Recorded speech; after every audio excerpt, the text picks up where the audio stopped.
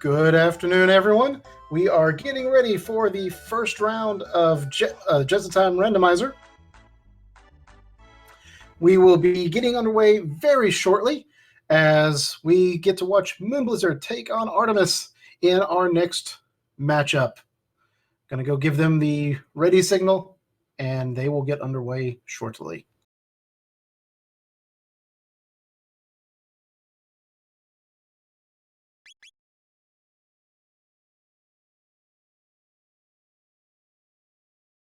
For those of you who may not know what Jets of Time is a open world-esque randomizer for the SNES Classic Chrono Trigger. Basically, all of the key items in the game have been scattered throughout the world, locked mostly behind bosses, and will be able to be obtained, defeat bosses to unlock more dungeons, to get more items, to defeat more bosses, until they have collected the required items to achieve one of three methods of go, to go fight Lavos, by going through the Ocean Palace, or by fighting Zeal 2 in Black Omen.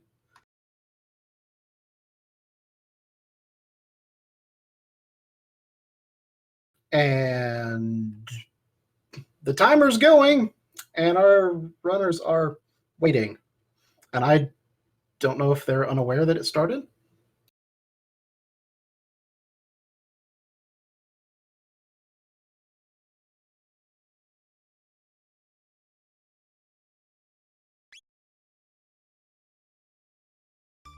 Oh, this is my first time doing it, doing a commentary through SpeedGaming. I was just told there is a delay as it goes.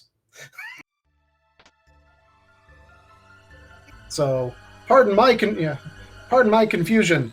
I see someone already coming in chat. Don't choose wait, it's a speed run. Wait is actually faster than not waiting.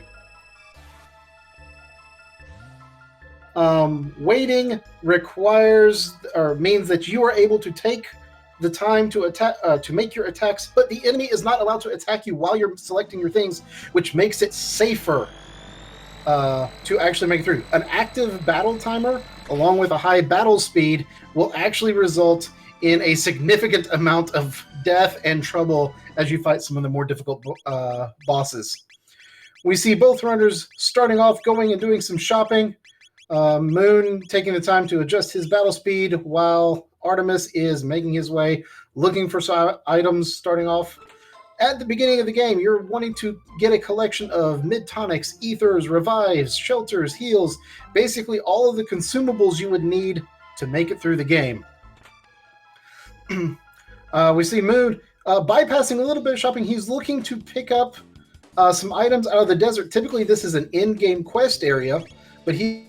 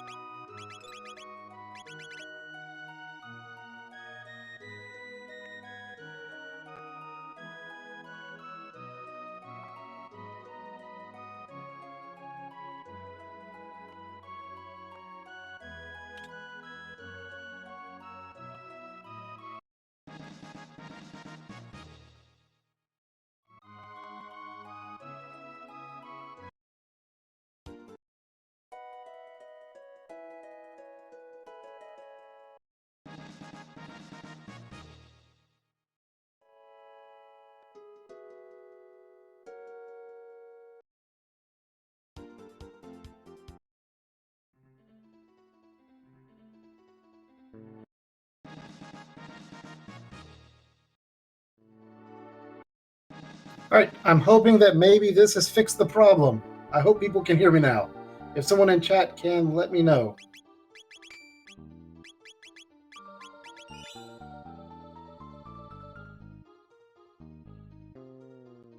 Awesome! People can hear me now. That's great. Thank you for dealing with the random chat. And now the stream is locked up for me, of course.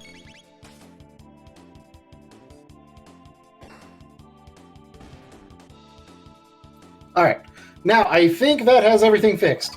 I don't think we've seen any key items be picked up. Don't think anyone's gone by the snail stop.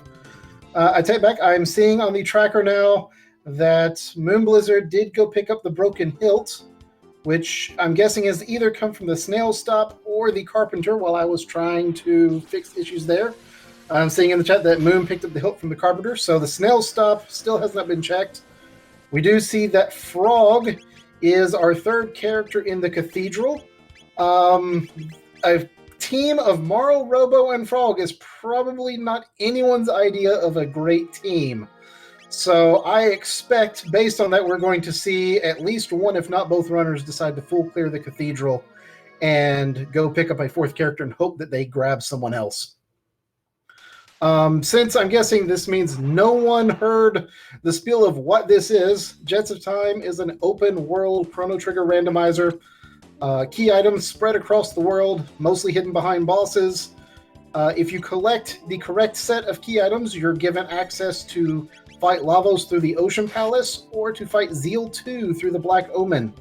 Your go modes consist of having a gate key, the Dreamstone, and the Ruby Knife to allow you to go through Chrono Lair in prehistory, which will then take you to the Age of Antiquity, where you can go through Ocean Palace to fight Lavos. You can also get there through the Ocean Palace if you have Frog, the Ruby Knife, and the Reforged Massive Moon. That allows you to fight through Magus's Castle, which will also give you access to the Age of Antiquity. Or if you get the Pendant, the Clone, and the Chrono Trigger, you can follow the quote-unquote vanilla route, climb Death Peak, summon Black Omen, and fight Zeal 2 out above the Earth because somehow everyone's able to breathe in space.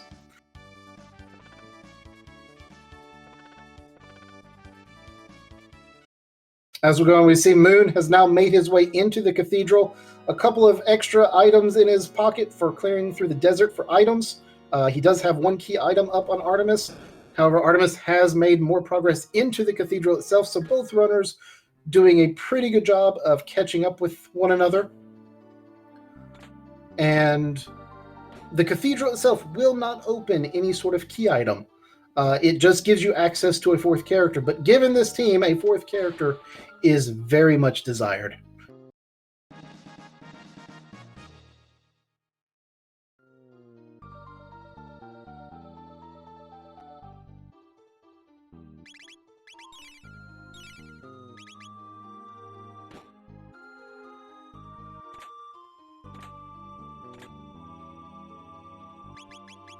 taking a look through the inventories, does look like Moon was able to pick up all of his required equipment as far as consumables are concerned. Balance all ethers and mid-tonics and revives.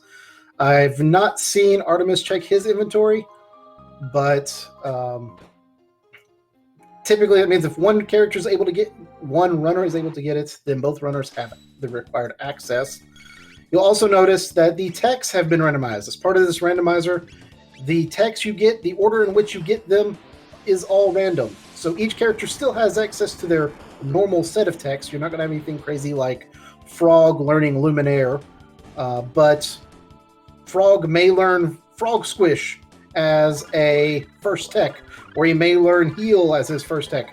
The order in which their techs are learned is randomized. So you're hoping one of your first techs is some sort of AoE decent damage tech like Water 2, Ice 2, something of that nature that makes it possible to clear bosses and encounters faster. I saw Marl with Provoke, and it looked like Frog maybe had one of the slurps. I think Robo had Area Bomb, which is area of effect, but it's limited in space because it has to be near Robo to actually be usable. So we'll see what text to get. In chat, we have what character would be a good character to optimize a Marl Robo comp. Luca is always a decent choice because Luca's firepower is just so ridiculous. Ayla isn't terrible. If you wanted to have some more physical damage, you could do Marl, Robo, Ayla. You have some healing. You've got some magic. But you have insane single target damage between Robo with Uzi Punch, Ayla with Triple Kick. And we see two different ways of tackling this fight.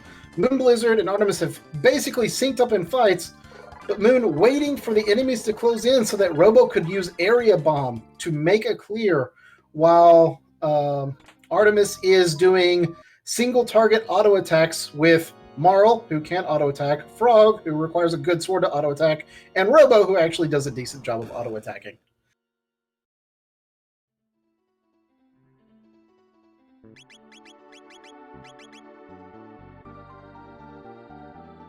But no, Luca is generally like the desired character in almost any composition, just because her magic power outclasses just about everyone in the game. Magus is probably okay, but he's as squishy, if not more squishy than Luca. But Magus is available as a character.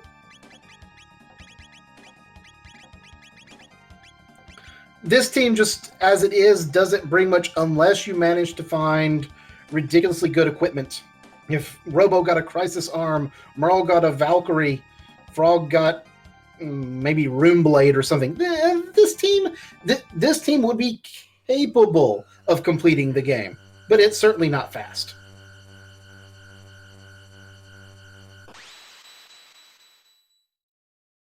And we now have both runners running in to fight Yakra. Yakra having about 900 or so HP in this particular form.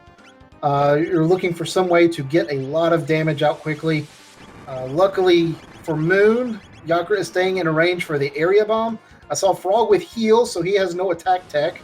Marl, I saw, had Provoke, and I did not see what her second tech was, but that would also mean no extra tech, no damage tech, and we just have auto attacks going out, plus Frog throwing out Area Bombs.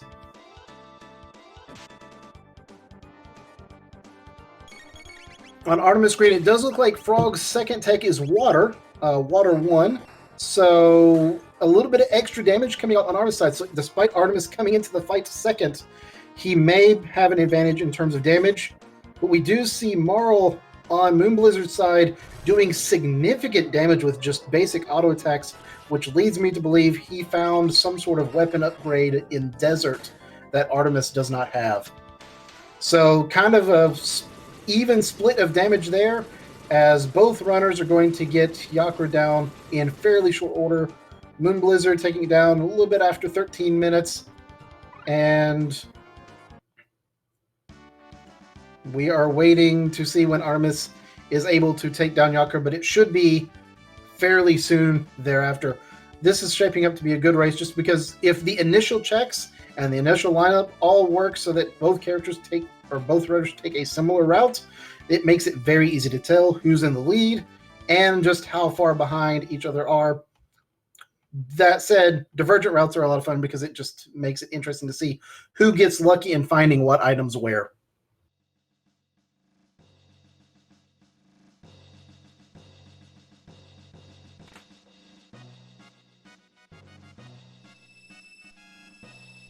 We see now Moon is going to check on the fourth character, hoping to find someone to make a workable comp.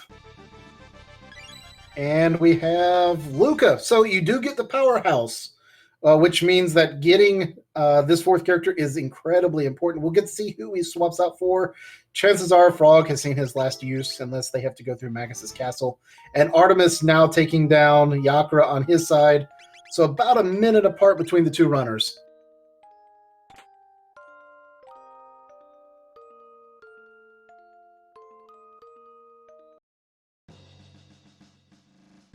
As we see, Frog has indeed seen his last bit of action. Frog, generally considered one of the weaker characters just because anything he does, someone else does it better, other than potentially AoE heals. But if you're trying to go fast, you don't want to heal people, you want to kill things. And just about everyone kills things better than Frog. So with a Marl Luca Robo comp, you have some very interesting options. The most obvious one is Antipode, the combination of fire and ice. Fire 1, Ice 1 gives you Antipode 1. Fire and Ice 2 give you Antipode 2. If you manage to get Flare with Luca, you can get access to Antipode 3, which is possibly the most damaging dual tech in the game. It is certainly close. You also have access to Fire Tackle, Ice Tackle, Uzi Punch. You have some healing. You have some resurrection spells. In general, you've just got a little bit of everything with this comp, and it's probably one of the more preferred comps that you can get in this game. And yes, a Fire 2 start for Lucas. So you have your AoE magic. Fights now become mostly trivial for the next 30 minutes or so, other than boss fights. We do see Artemis he has chosen to go straight to Xenon Bridge. You saw both runners go and talk to the guard at Xenon Bridge. The chef is his brother, and he brought out, it looks like jerky? Did I see jerky?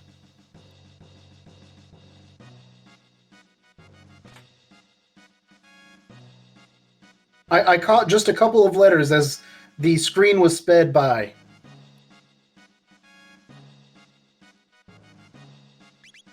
We're going to see the same check here on moonblizzard, so I get a second chance to see if I can, read accurately. But once you get this item, if it turns out the item's no good, you can hard reset out, go back to your last save point, and skip this entire sequence. Takes care of 3 different fights. Means you don't have to fight Zombor, but if it's a good item, these fights do give you some good stuff, and it's Dreamstone. I don't know how in the world I read Dreamstone is jerky, but I obviously did. But Dreamstone, that is 1/3 of Go mode, and probably one of the preferred methods of getting Go mode going through the Chrono layer in prehistory.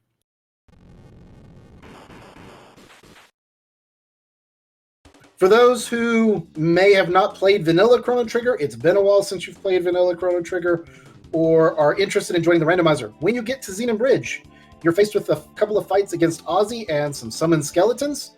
The skeletons don't want to die, obviously. They've already done it once. It's no fun. You can skip fighting the skeletons, though, if you attack Ozzy instead. Hit Ozzy 3 times, the skeletons will disappear as Ozzy's magic basically loses control, and you're able to bypass the majority of the fight. The nice thing in the randomizer is these fights tend to give better than average items.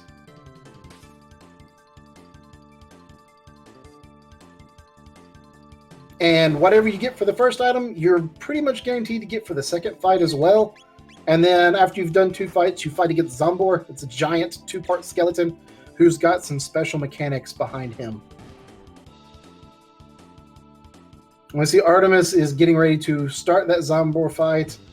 The fights on the bridge were dropping hyper ethers, so automatic full ethers for whoever needs it. Hyper ethers being one of the better drops you could get. Won't be using them now. Be using them later in the game, most likely.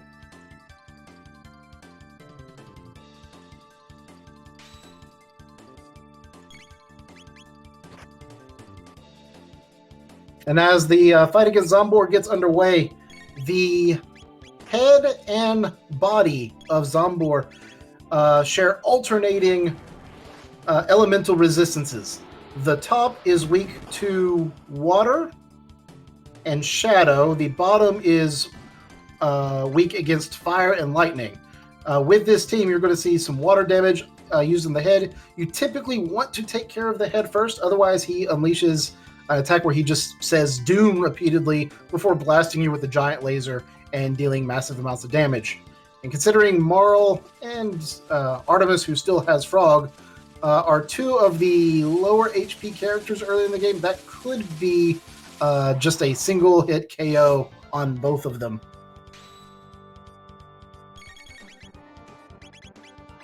Alternatively, for Moonblizzard, we're going to see basic attacks on the head.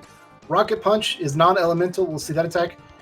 Whoever defeats the head will also be hit by an MP Buster, meaning all of their MP will be drained away. So if you're able, you like to time that so that it doesn't affect anyone you want to actually be casting a spell for the next 5 minutes or so, because it'll be a while before you get MP back.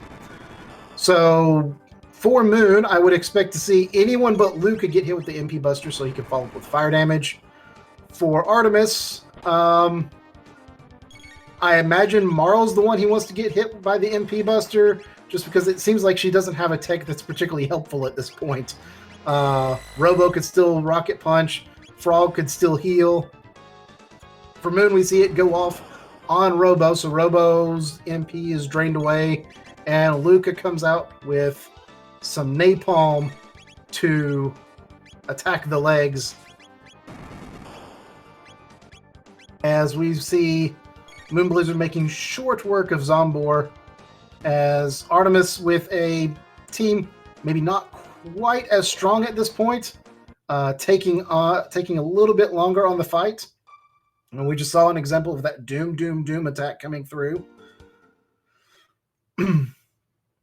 But the head is down, so the body remains, while Moon is now going in to turn in a Nagetta Bromide. This is an item you can find in Cathedral. It's hidden in the vanilla game. I think you turn it in, you get a magic tab for the randomizer. We made it a bit better. It gives you a magic tab, a speed tab, and a power tab.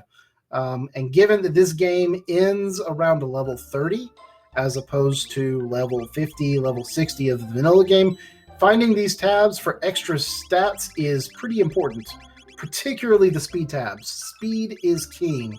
The faster you go, the faster you kill things, the faster you finish the game, and it's a speed run.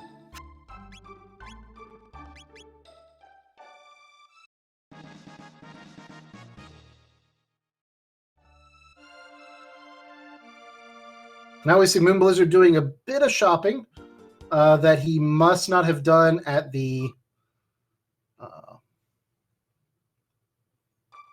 beginning of the run. He's going back into the Cursed Woods.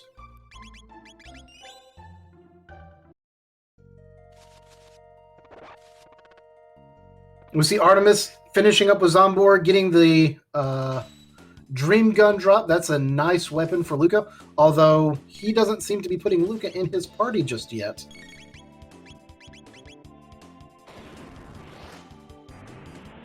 It may be that he hasn't gone to unlock Luca yet. He is running up to get that unlock. Meanwhile, Moon is taking a couple of fights in the Cursed Woods. Must have found that they dropped something good here. They dropped flint edges. All right, the flint edge would be a weapon for Frog. So may just be looking to fight them to get items to sell.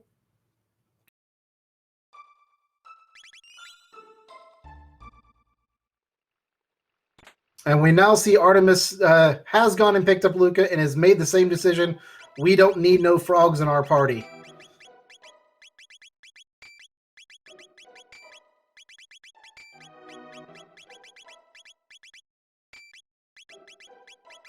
Both runners making their equipment swap outs, as it looks like Moonblizzard is getting ready to climb the mountain in 600 AD, where you fight Massa and Mune to get, in vanilla, a broken part of the Massa Moon.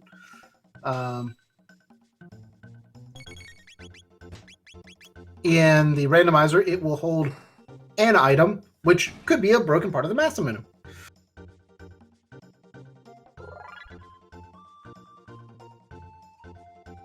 But right now, both characters have access to 600 AD, 1000 AD. They're going to be looking for access to another time period as soon as possible. If they're able to find the gate key, they'll gain access to prehistory. If they find the pendant, they can go be thrown in prison for stealing the pendant that they found in somewhere. And once completing that, go through the vanilla escape sequence where you get sent to the future. Getting to either the past or the future provides you with access eventually to the end of time, where you can go meet Specchio, unlock magic, and get more techs. Right now, Marl, Luca, Frog, and Chrono, if they had him, would all be limited to their first 3 techs until magic is unlocked.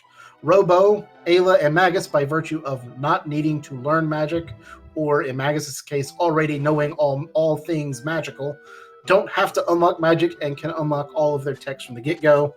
But for Marl and Luca to get anything past their initial 3 random techs, they do have to make their way to the end of time to go talk to Specchio, walk in a circle while thinking magic really hard, and then all of a sudden become capable of doing more things that may or may not be magical.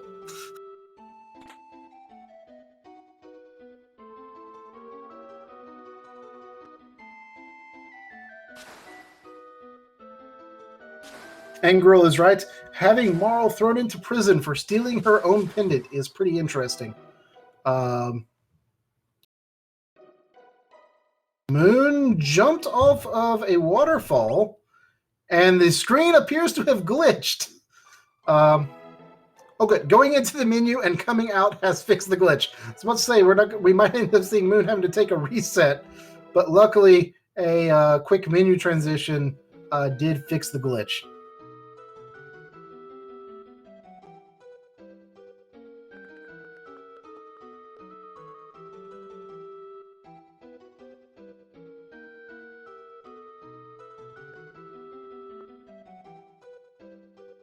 We do see Moon skipping quite a few treasure chests. He must think that he is plenty strong to fight his way past Masamune for the key item that's located in their cavern. He is stopping to find out that mountains are nice, and this is the life, which also gives you access to an additional magic tab. Magic tabs raise the magic stat of a character. Most characters who use magic don't need magic tabs, oddly enough, because they already have naturally very high magic. So, like Luca, if you have her cast Flare, she'll do 1,000 damage. If you give her a magic tab, she'll do 1,010 damage. It's not a big deal. But there are a couple of characters, like Robo, who do a little bit of magic, specifically with healing. And for whatever reason it's coded, the magic tabs affect healing to a greater degree, and you see more healing done. So I expect to see all the magic tabs dumped onto Robo, while speed tabs are probably going to be split up some, maybe all dumped on Luca, depending on what items are found. Marl probably isn't getting any tabs.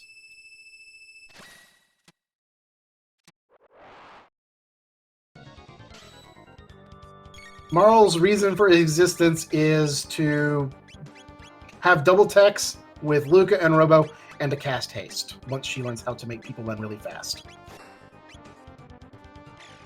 And to provoke Mune into not doing anything. That is an old vanilla trick. You can use Provoke to inflict chaos, or you can use Luca's Hypno Wave, if she has it, to cause them to fall asleep. Either way, keeps you from being counterattacked by X-Strike repeatedly.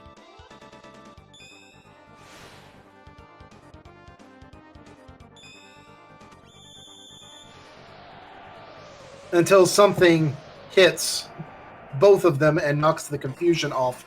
And so Moon now getting, unfortunately, double countered as Luca takes a fairly decent hit and is confused, but a Rocket Punch finishes it off and will progress to the next stage. So no harm, no foul. Luca just gets spun around in a circle and gets to laugh about it.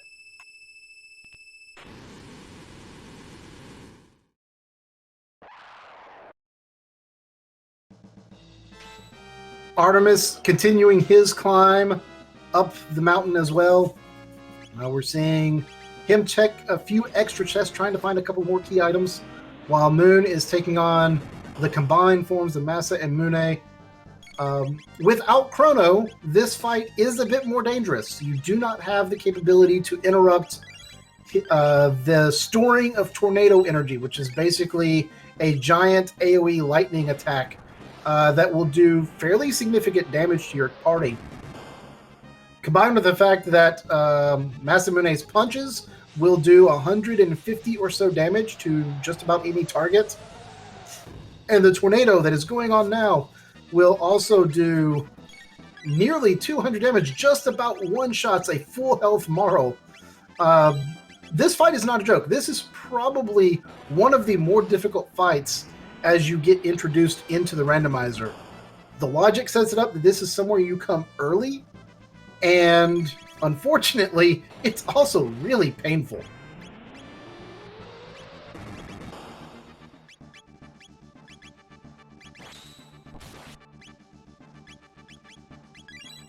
While Masamune is storing the tornado energy, every attack against him will cause a counterattack, similar to Chrono's vanilla slash attack.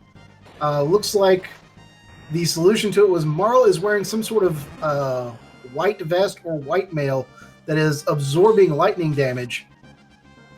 And Moon is just trying to put out as much damage as possible, hoping that he gets a chance to heal Luca before the attack goes off so that she doesn't die.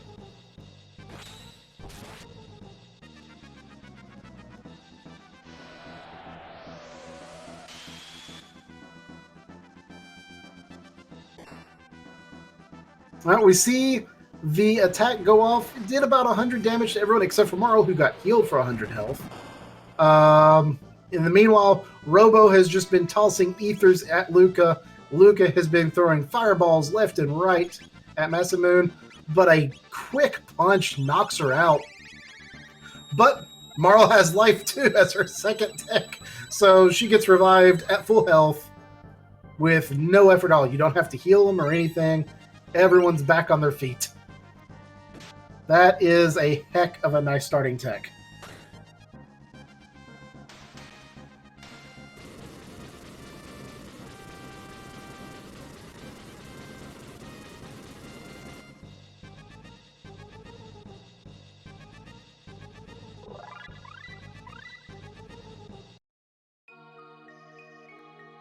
Masamune goes down, and we will get to see on Moon's screen what is the next key item that will be picked up by both runners, hopefully here in short order, as Artemis is almost to the point where he'll be starting his fight.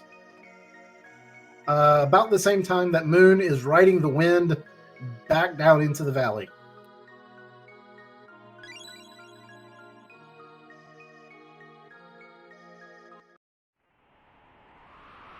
And we see a pendant is picked up. So having the pendant grants Moonblizzard access to the future via the prison in 1000 AD. So he's going to have to pick a character he wants to have make a prison break. Given his character selections, I don't know who he would pick. You want a character who's capable of doing at least 100 damage with a basic auto attack, because that's how much damage is needed to fight any of the guards and kill them in a single hit. So I think Luca and Morrow both have gotten good enough weapons they could do it. You could use magic to guarantee you do enough damage, but then you have to wait through the magic animations, and that takes a while.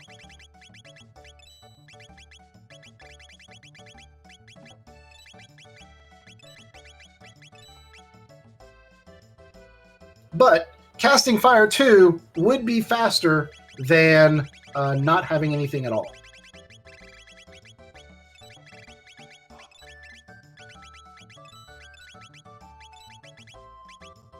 We did see Moon pick up more ethers, so it could be that he is planning to just go in and throw Fire 2 around in the prison, quite literally burning it from the inside out.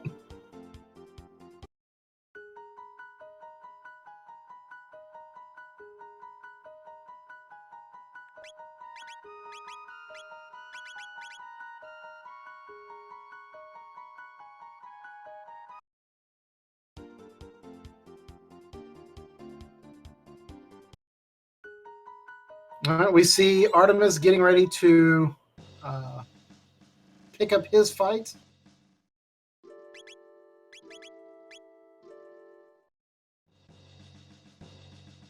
As Moon walks into Guardia Castle, puts Luca at the front of the party, gives her the Dream Gun. I imagine Luca should be able to do 100 damage a pop, and we won't have to see fireballs being thrown.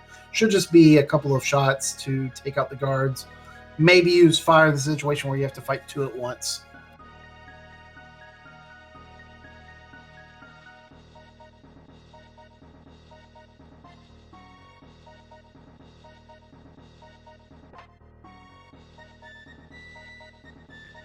On Artemis' side, we do see the fight starting off against Massa and Mune, as he is provoking. He provoked Massa and then attacked Massa, which would clear the chaos status. So maybe a misclick there, meaning to confuse the other of the brothers to prevent the auto attacks. Now it's just going to be, can he get enough damage in while keeping everyone alive? And the answer is most decidedly yes, as Mune falls, Massa is getting ready to begin his fusion chant with no one else, yet somehow he still fuses.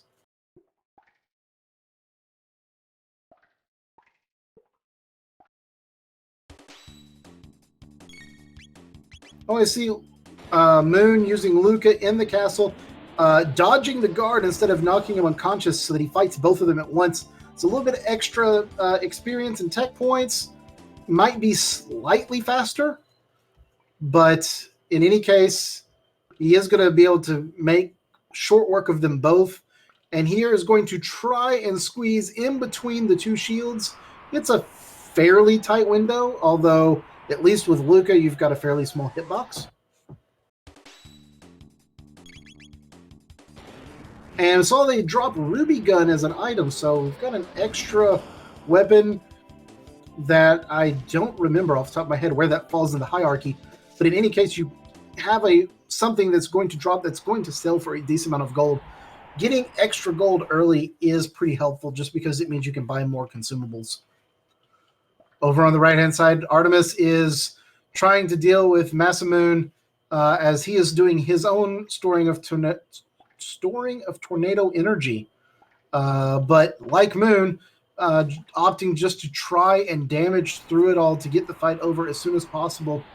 We see the white vest, in this case, is on Luca instead of Marl, which means that Luca will assuredly survive the massive attack, but it means you don't have Marl guaranteed to survive with life 2 to bring someone back to full health if someone should go down.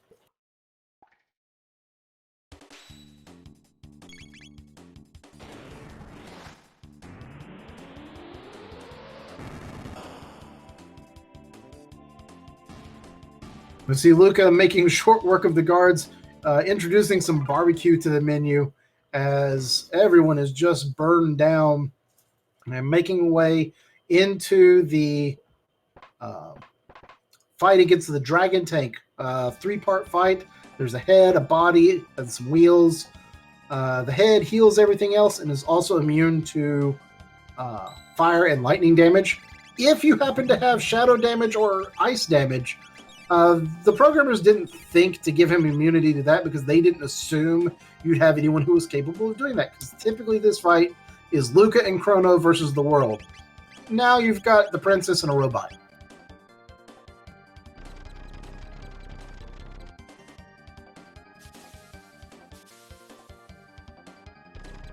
And yes, seeing in chat, you can knock down the guards in the prison if you can approach them without being seen, kind of Metal Gear Solid style. Knocking them down allows you to bypass it without a fight. You can loot the body for a mid-tonic.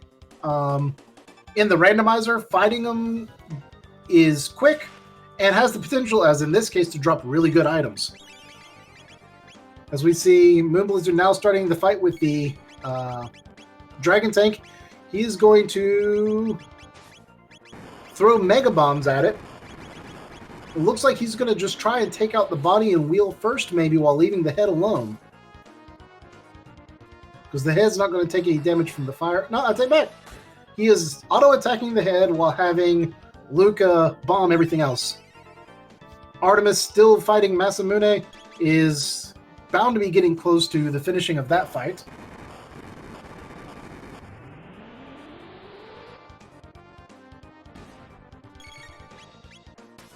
But does look like that entire Artemis's entire team is doing decently in health, so is not at risk of dying yet.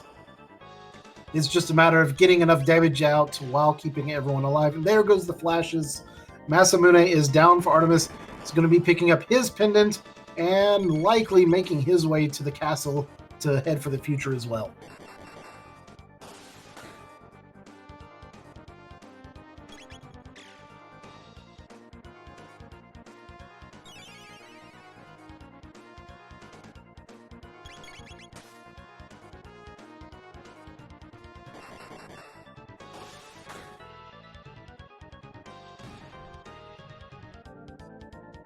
Moon just now finishing up the dragon tank. The head, the last piece to go, drops rainbow helm and golden earrings. Rainbow helm preventing lightning damage. Golden earrings providing you a massive health boost to whoever wears them, giving you an additional amount of health, which can be really useful in the end game.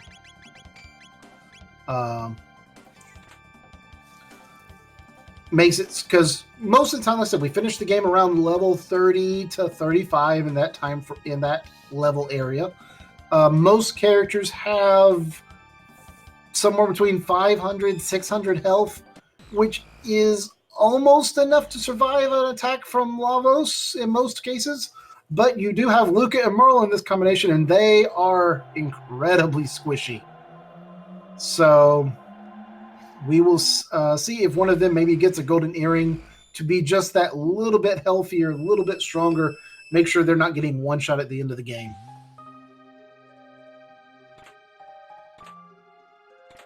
One of the flags in the randomizer that we have choices for is early pendant. Early pendant means that whenever you make it to the future for the first time, the pendant that you picked up to make it to the future becomes charged, which in vanilla you have to go to Zeal, find the memory machine, throw the pendant in it, it becomes charged, and it gives you access to the sealed doors and the sealed chest. And I did see a Kaiser arm pickup, which is one of the better weapons for Robo. So that is a huge find. I didn't see what the other two items were, but there are 3 different doors and about 13 different chests that you now get access to. And behind them is really good equipment. We see a Kali Blade, which is a great weapon for Chrono, who we won't see. A Valkyrie was in one of the chests. So Marl now has her ultimate equipment as far as a weapon's concerned. And since she has no offensive magic yet, it's actually useful.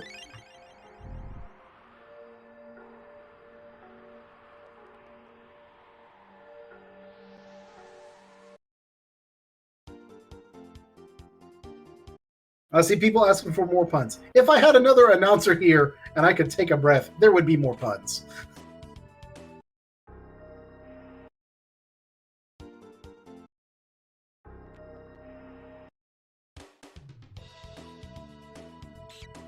Moon doing some interesting checks here. Checking a couple of chests.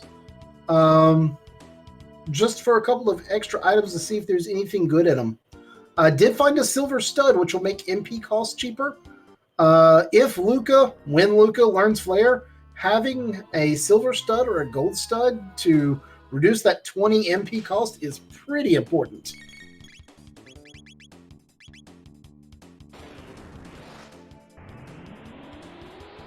Even now, I mean, putting it on Luca so that Fire 2 only costs 4 mana instead of 8 is a pretty big deal. That's just less ethers you have to spend.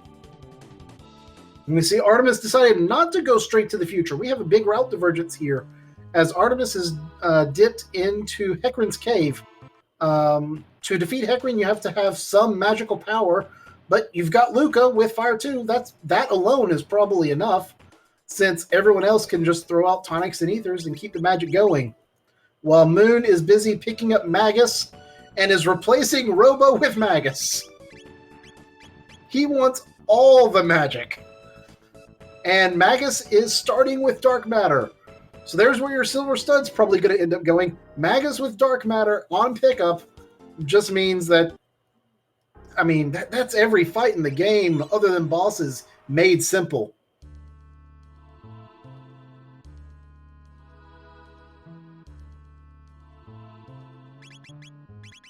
That said, this team is now all about the magic. If moonblizzard wanted even more magic, he could go unlock magic by going through the factory, which would give you access to the room behind where he found Magus, which would take you to the end of time. Instead, it looks like he's opting to wait till he gets the gate key because it provides access to magic without having to do an extra dungeon.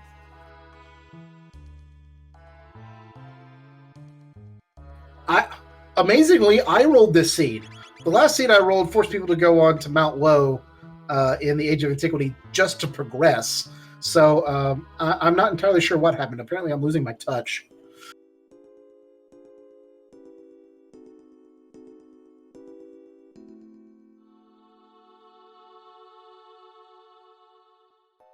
Angro makes a good point. If you go through Black Omen, right before you fight the final boss, you fight an Elder Lava Spawn that requires you to have single target damage to kill it. And Marl Luca Magus does not have single target damage.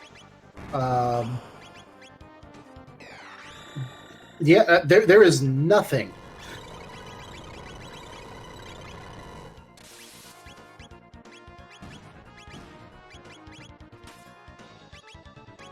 So on Moonside, we see fighting the Guardian, which is a giant robot. A note to anyone who plays this, vanilla or otherwise. After you defeat the Guardian, do not open your menu to look at whatever cool item you just got. Otherwise, you get another fight. And it may glitch out completely. Meanwhile, Artemis is fighting Hecarim, trying to throw out magic damage. It is Luca throwing Fire 2, while the rest of the party sits back and watches. Because Robo is too far away to do anything, and Marl doesn't have any magic techs.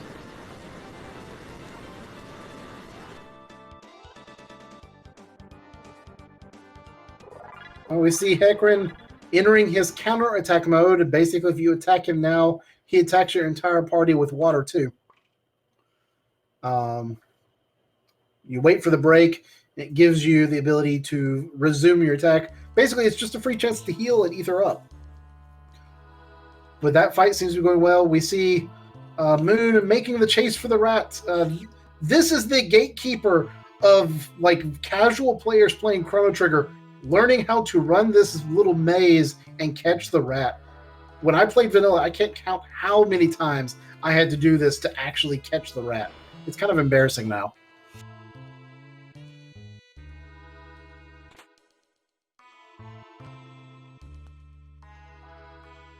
Oh, we see picking up behind the motion detection bots a red mail, which will become very useful for the fight against Son of Suns, which is probably going to be Moonblizzard's next check. Artemis is still fighting with Hecarim, hitting another counterattack break, so just going to be able to patch everyone up, wait for the next chance to get his attacks out.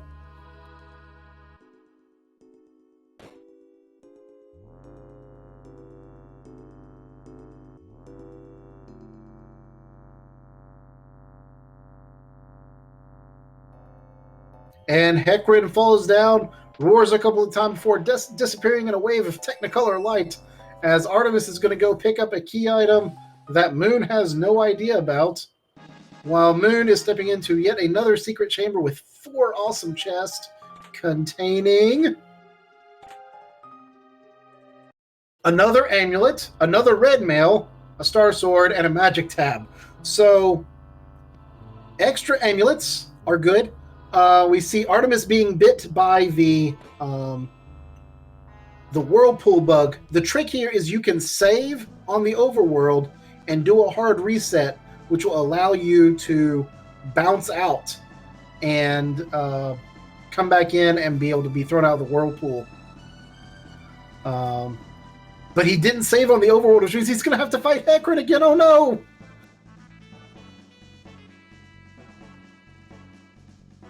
Oh, that's terrible. That is a known bug in the randomizer because it doesn't know what to do when you don't have Chrono at the front of the party. Sometimes it will lock you in that whirlpool. And in our notes that we give out to new runners, it includes, if this happens, save, then quit, so you don't have to fight Hecarim again. So this is a pretty hefty time loss for Artemis, as he's going to be spending another probably good 5 minutes fighting a boss that he already fought. I missed the key item as I was looking at Artemis' screen to see what he got for clearing the Guardian from Moon. And the chat is saying it's a gate key. That is huge. Gate key gives you access to magic, gives you access to prehistory, gives you access to another character, gives you access to just about everything. With both Pendant and Gate Key, you do have access to every time period except for 12,000 BC. Also, Moon is 1 step away from go mode. If he can find himself a ruby knife, he will be able to go through Tyranno Lair, go through the Ocean Palace, and fight Lavos. That said, he's got nearly a half dozen checks he can currently do to find that ruby knife or to find something that will help him find the ruby knife.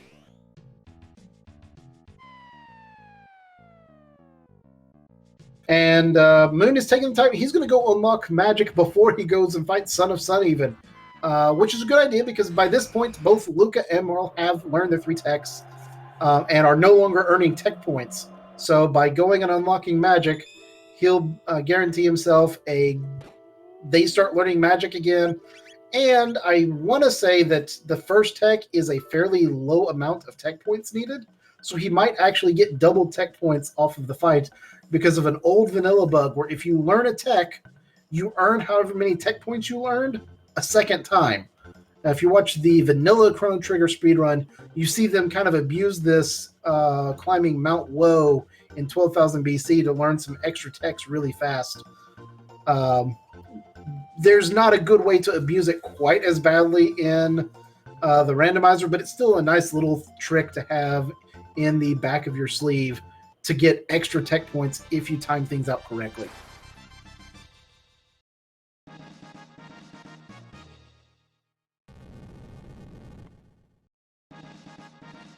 Okay, we see Artemis is completed. Hecarim again. He is out of the whirlpool. He is no longer locked. He can go pick up the key item. And the key item, the ruby knife.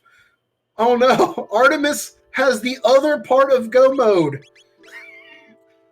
So now we know what go mode is required. Go mode requires Moon not to go fight Son of Sun. It requires him to go fight Hecarim. But Moon has Hecarim available. He has Son of Sun available. He has Red-Tite Lair available. He's got Genodome available. And he is not heading to Hecarim right now. He is actually going to go look for... I don't know what he's going to go look for. I guess maybe he's going to be heading into... to pick up a 5th character? Might be going to Reptite Lair? Meanwhile, if Artemis goes to the future, the standard order of checks in the future is, do I have red mail? If yes, go fight Son of Sun. If no, go to Eris Dome and fight the Guardian. If he does that, he'll have go mode.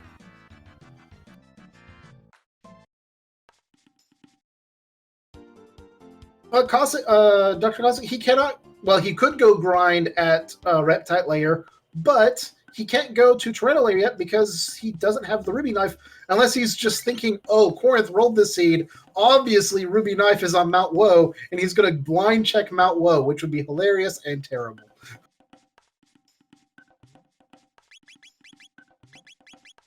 We do see Artemis get ready to go into prison. Somehow the people in 1000 AD have arrested a sentient humanoid robot because time travel. Still not my favorite.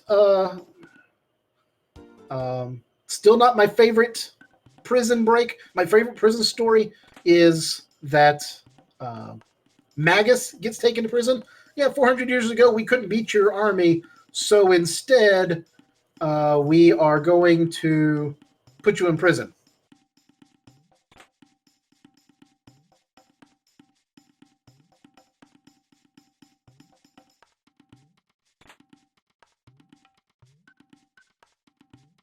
Now, say we end up with go mode being marked for Artemis. He does not have go mode yet. He still does have to go get the gate key from the Guardian. So, Booze, if you can hear me, we can unmark the go mode. Oh, not Booze. Brooksley, I'm sorry. I just glanced over at my screen and I saw BOO. It's stuck on. Okay. It's not go mode yet. Moon is going for Son of Sun. So he's gone, he's looked, and he's decided, you know what, we're going to go fight Son of Sun, which, well, it won't be go mode. Maybe he'll get, like, Jerky. Jerky is a key item that in Vanilla is used as part of the Sunstone quest. Here, if you go turn in the Jerky, you get some sort of in-game item. It could be the Wonder Shot, could be the Rainbow, could be Prism Helm, Prism Dress, Prism Specs, all the Prism items. Oh, we see a lucky guess by Moon, guessing the first flame on the first try, meaning that it's going to be a fairly quick Son of Sun fight. To clear Son of Sun, you have to hit the correct flame 10 times to defeat him. And if you hit the wrong flame, it counters attack with a fireball. If you attack the center, it counterattacks with flare. But finding the flame on the first guess means that it's pretty easy to get 10 hits in before it shuffles the order again. And looks like moonblizzard is going to have a pretty easy clear of Son of Sun.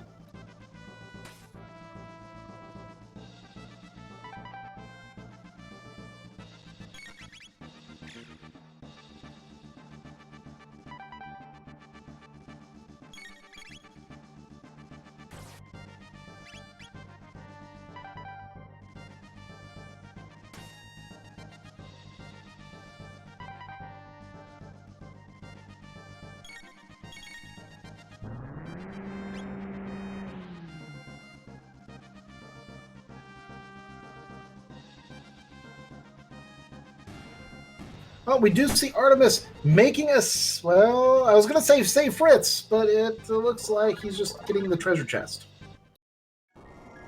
Oh no, he is saving Fritz. Hashtag save Fritz.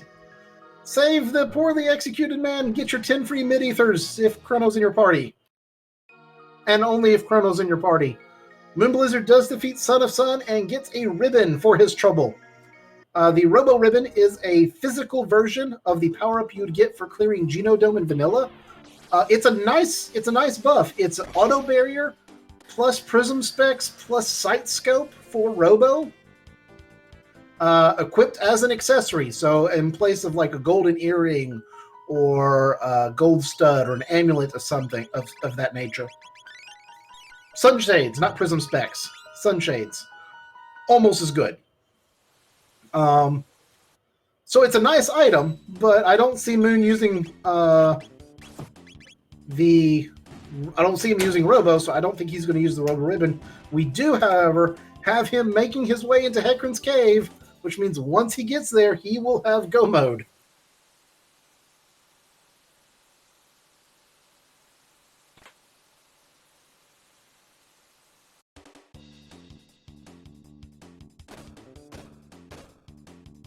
Meanwhile, Artemis is getting ready to do his fight with the Dragon Tank, which will get him into the future. He'll be very close to Go Mode as well, so a very close race so far. Both runners doing very well. Probably, potentially as little as 5 minutes separating them. Basically, it's 2 boss fights. That said, Hecarim is going to melt on Moon's side, whereas it did take Artemis a little bit longer because Moon will have not only Luca's Fire and Luca's Flare, she also has Magus with Dark Matter.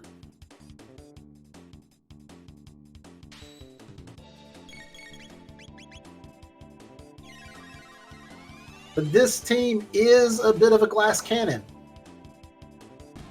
All 3 of these characters have very high damage output, but very low defensive stats. Magus has one of the lowest total HP values in the game. Luca and Marl aren't much better. That golden earring they found might become very important.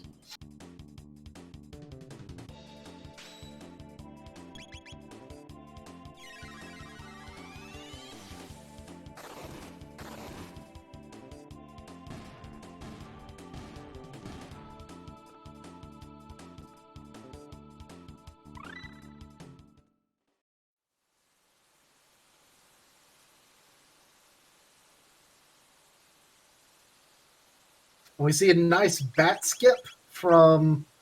We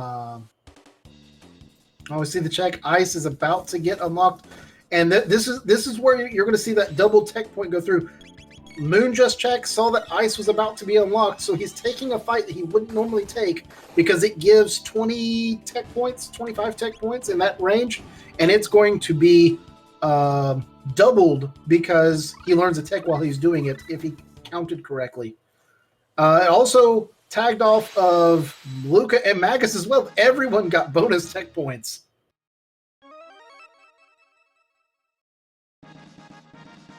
So we see Artemis, having finished the Dragon Tank fight, got his Rainbow Helm, got his Gold Earring, is running to the future. Moon is going to get an extra sealed chest check. I did not see what was in it. Looks like a hurricane, maybe. I saw that being equipped. I'm guessing that was just picked up.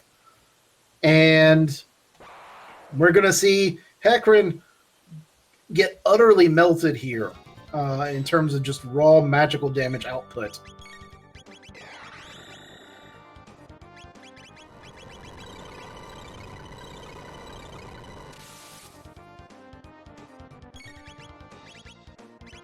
Near over 1,000 damage from Dark Matter.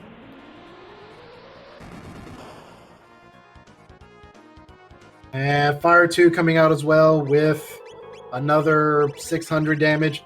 So good damage outputs coming along. Marl is going to heal herself because I guess she could have cast Ice technically.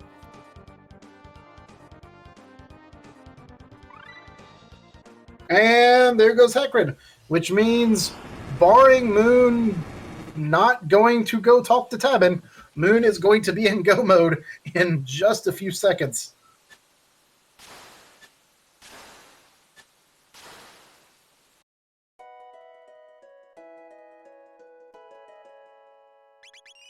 It looks like Moon also getting hit with the dreaded Whirlpool stuck bug.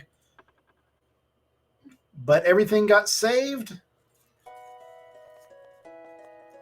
Gets loaded back in and gets kicked out of the whirlpool. So really, the difference in the runners right now is basically the repeated fight against Hecarim, because Artemis had to do that fight twice. We saw he just about went straight to Ariston, but he is going to come over and check and see who his potential character is. He might stop with Magus. I don't know.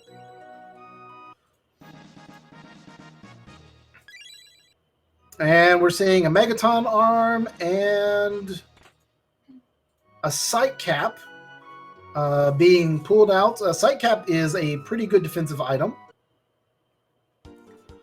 So he's getting a couple of extra chests.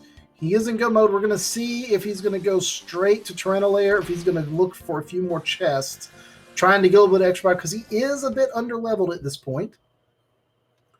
I think he probably has enough damage to take out the Black Tyranno, but it would be a tight fight. He gets an elixir. Elixir is always nice. And we see a big hand. So lots of robo-weaponry. Sight cap prevents chaos. It does not prevent all status effects. I think it's chaos. I'm pretty sure it's chaos.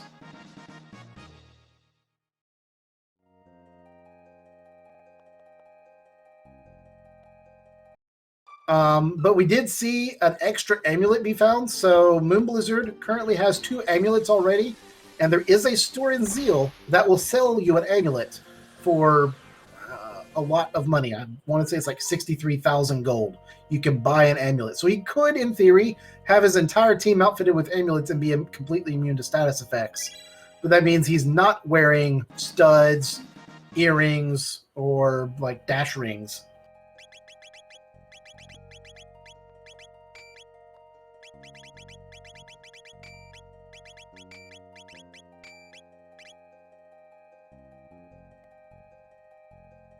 All right, we see some equipment coming out as basically everyone gets out equipped in fire gear.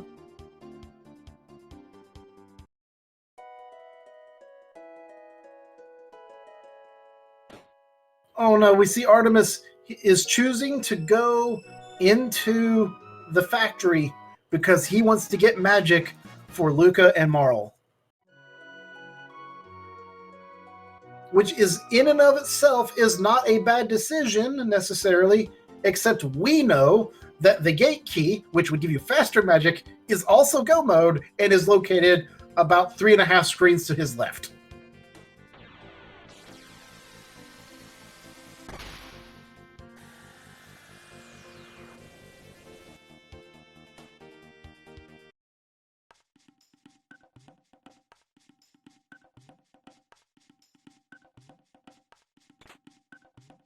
Well, we do see him pick up some good items.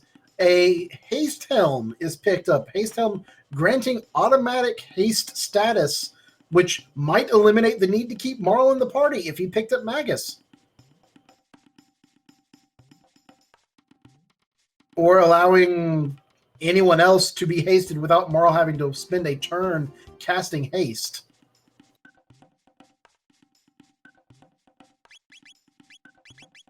We do see moonblizzard taking a few extra checks, going into like the jungle path to pick up a few quick, easy chests to see if anything shows up. Is now going to go on a bit of a shopping spree as he sells off a lot of things. Basically, anything you don't need at this point, you sell it, get rid of it, make some cash, buy elixirs, buy barriers, buy whatever else happens to be in the store. Or save the money to buy for the shop in Zeal, which has some guaranteed high-level items.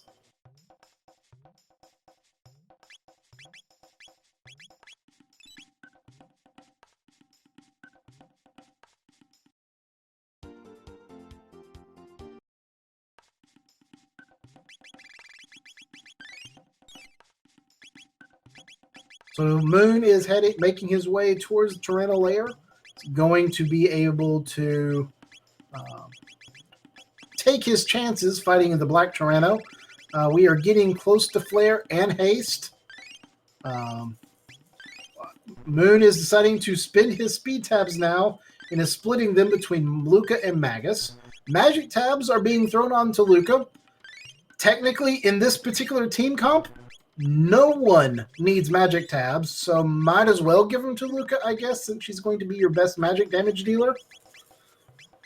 And we saw power tabs going to Magus because he's the only one who can technically benefit from them. Luca and Marl literally cannot benefit from power tabs. Their auto attack is based on their hit rate, and there is no hit tab.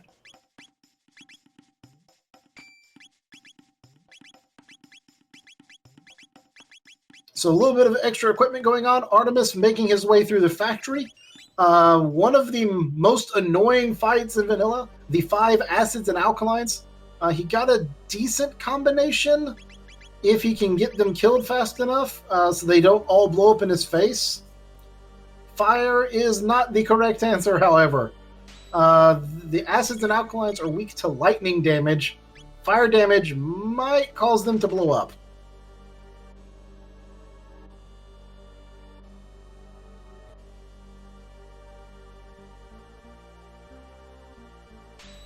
So far, so good. Not having any issues. We'll see if he's able to finish making his way through this particular fight. One of the most annoying fights in the game. They do usually blow up. It is based on the distance between the acid, which I think is the orange one, and the alkaline green ones. If they are within range of each other, they'll do some sort of chemical effect, which will do AoE damage to your entire party. Thankfully, the one that was closest to him got killed, so that it seems to have prevented the counterattack.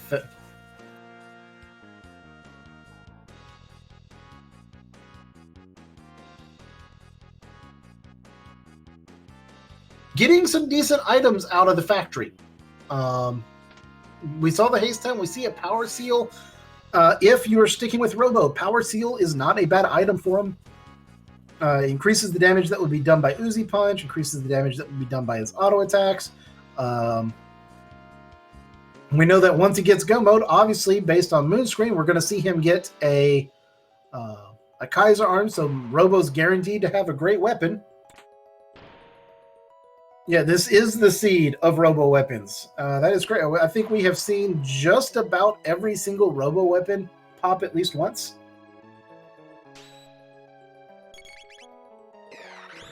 Moon taking an extra fight. I don't know if that was a mistake or if he's actually grinding for tech points. Both would be completely viable.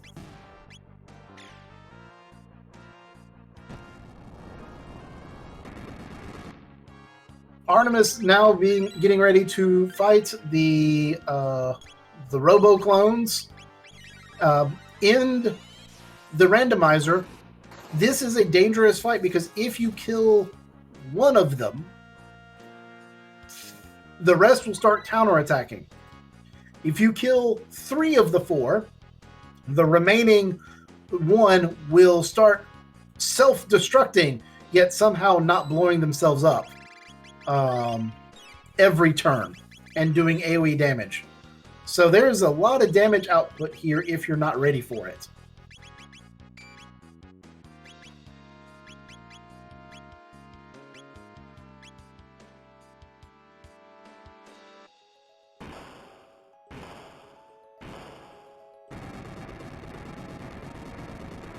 Artemis makes it through that fight just fine, though.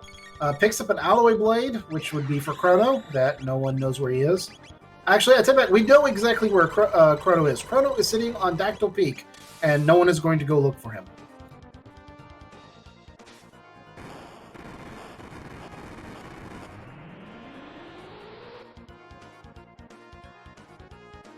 Artemis making his way to the end of time. He's going to pick up his magic for Marl and Luca. Hopefully then turn around and go straight back to Ares Dome, pick up his Go Mode. As Moon is fighting Nizbel 2. Typically in this fight, you have Chrono in your party, forced by the game, Ayla in your party, forced by the game, and one other character. And with that, you have to use lightning damage to lower his abnormally high defense so that Ayla can actually be productive. But that doesn't affect his magic defense. Magic does damage all the time. And so with Luca and Magus and Marl, you just throw out magic like it's candy at a parade, and Nisbel will fall.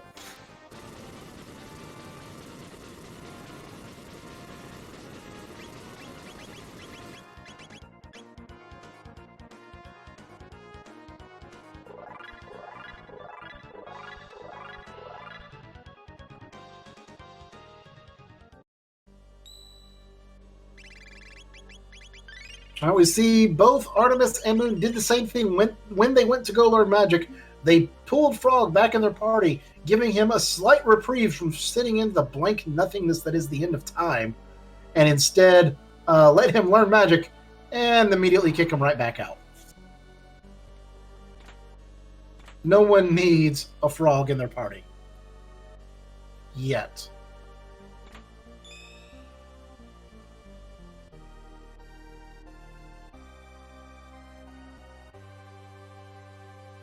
We see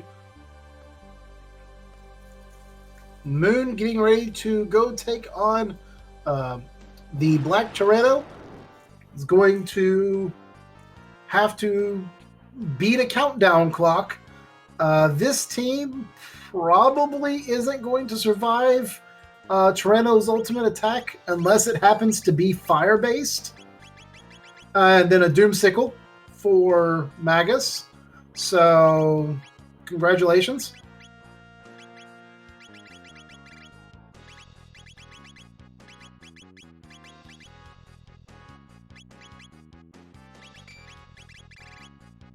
We see Marl getting a dash ring. Oh, no, Marl's getting the earring. Luca is getting the dash ring and has star speed.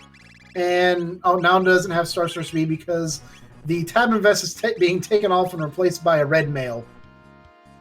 So, near full speed Luca, high HP Marl, higher HP Marl, and Magus throwing out Dark Matters because Shadow Magic is just what he's good at.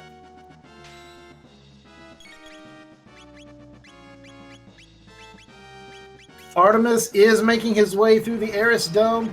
He is going to be just a little bit behind Moon in picking up his gate key and having his own go mode. So it will be a very close race. A bad Lavos fight or issues with the elevator in Ocean Palace. This race is still very much either runners to win at this point.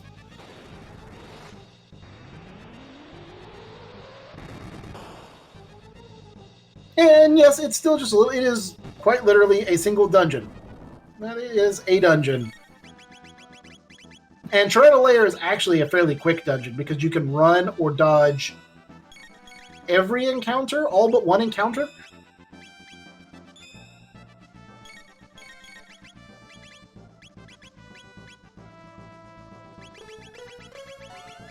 All right, we see Moon taking on Black Chrono.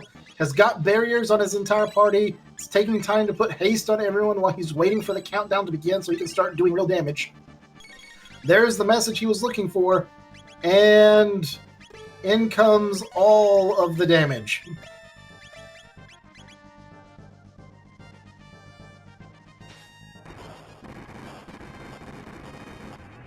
Mega Bombs and Dark Matters. He is doing 700 damage, plus what's probably going to be about 1,000, maybe 1,100 damage from Magus. Oh no, it's only 900. So 1,600 damage around, and it looks like he might be getting 2 rounds per count, so he's got enough damage if he can keep enough mana on everyone. That is the trick. With having Dark Matter and Mega Bomb, both of which are high MP cost spells, and only one stud, I think, which I'm assuming is on Magus. Running out of mana is a possibility. Marl's job at this point is to throw mana pots onto everyone. See Artemis going, catches his mouse after having defeated the Guardian, so he will be able to make his way into the room to discover Lavos is destroying the world, only to immediately be given the tools necessary to defeat Lavos and save the world. Gate key is at Eris Dome, so Artemis will be picking up Gate key as soon as he finishes this little quest.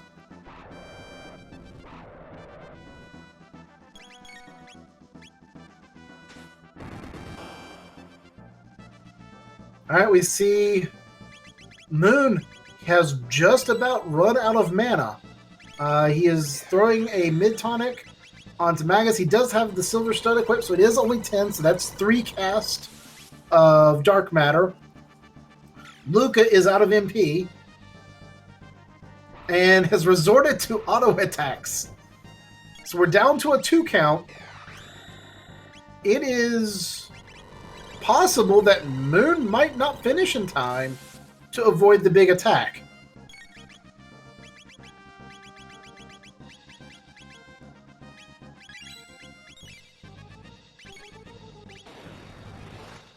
And we see another mid-tonic used on Luca. That's going to give just a regular ether used on Luca. Going to be enough to get a Firecast off, as he is trying to save the mid-ethers for presumably the fight against Lavos.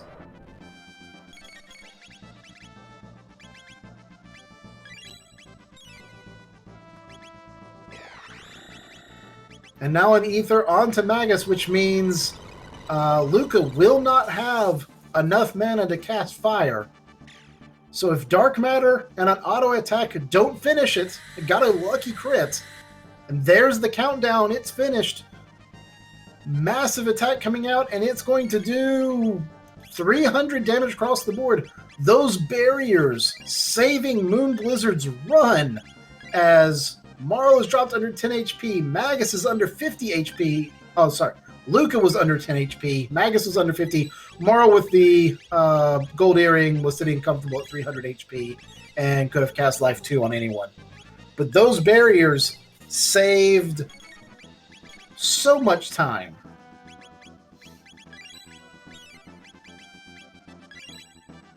Artemis just picked up his gate key, is in go mode, and is frantically running for the door. It's like, I don't care, just let me go.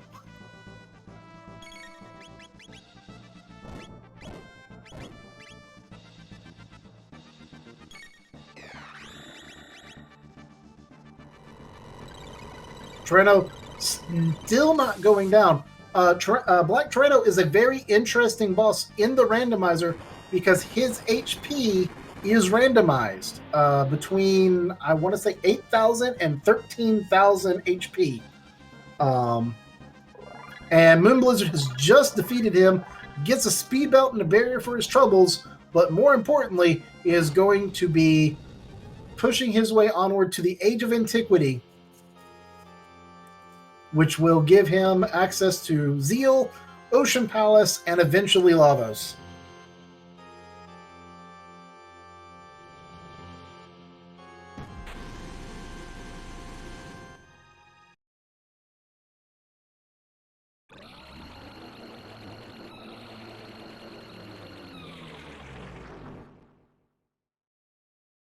Artemis is taking the time to do a few checks, looking for a few items, hoping to find something to help him out. Gets the sight cap.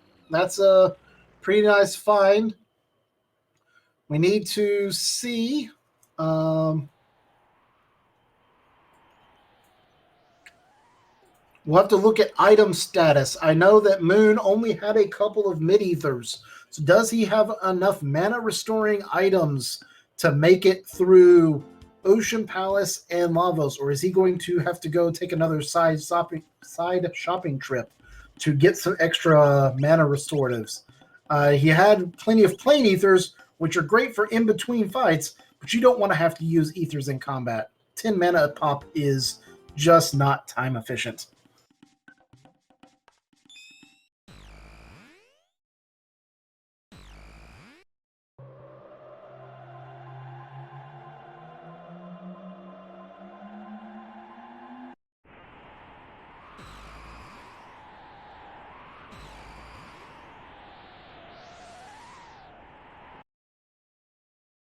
Moon has stepped into the age of antiquity, the epic somehow magically following along with him. As the run goes into Zeal, going to go to Kajar, where there is a new standing at a desk. And in the randomizer, he is capable of being 2 shops. One of them has guaranteed amulets and high-end items. The other one has items of negligible worth, usually. Sometimes he'll have something good in both shops. But usually one of the shops is really good and the other shop is okay. And he's checking the mediocre shop first, and it has ethers and blue mails. Blue mails aren't terrible. Full tonics would be nice. That's healing, but you have Marl for healing.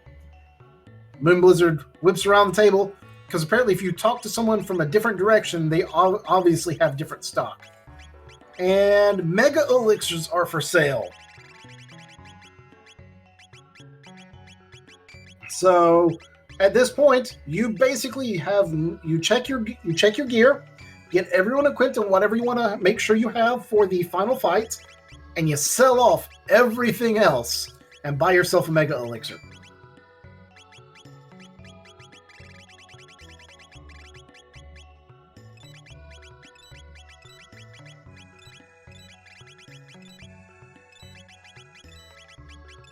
But you got to be careful. You don't want to accidentally sell something that you need for one of the upcoming fights, because you have fights now against Golem and the Golem twins, where you typically want some sort of like elemental vest, like all of the ruby vests that Moon has equipped, because they will mean that you can basically become immune to whatever the Golems will do to you.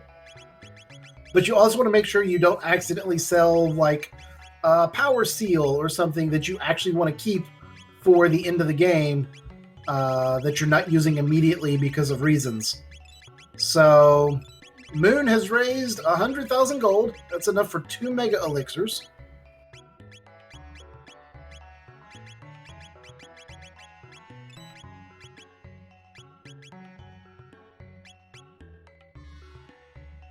He's thinking about it. He can't decide if he wants to buy a second mega elixir or if he wants to buy another amulet.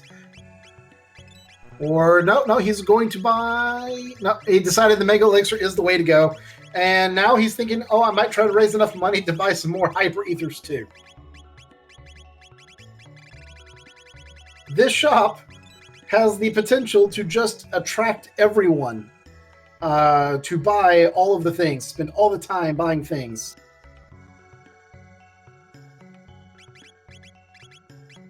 We see Artemis has made his way into Chrono Lair, is making his way through the fights. He is choosing to fight the guards as opposed to running away from them. And they might have something good to drop. They drop hyper ethers. Everything that Moonblizzard just spent time buying, Artemis has the chance to get for free. Or at least free from gold. It does cost time, which might, in his case, be more expensive.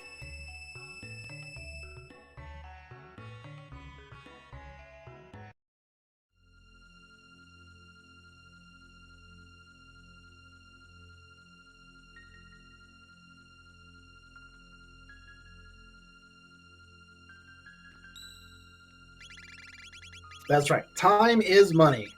Someone go find the goblins from Warcraft. Tell them their catchphrase is needed.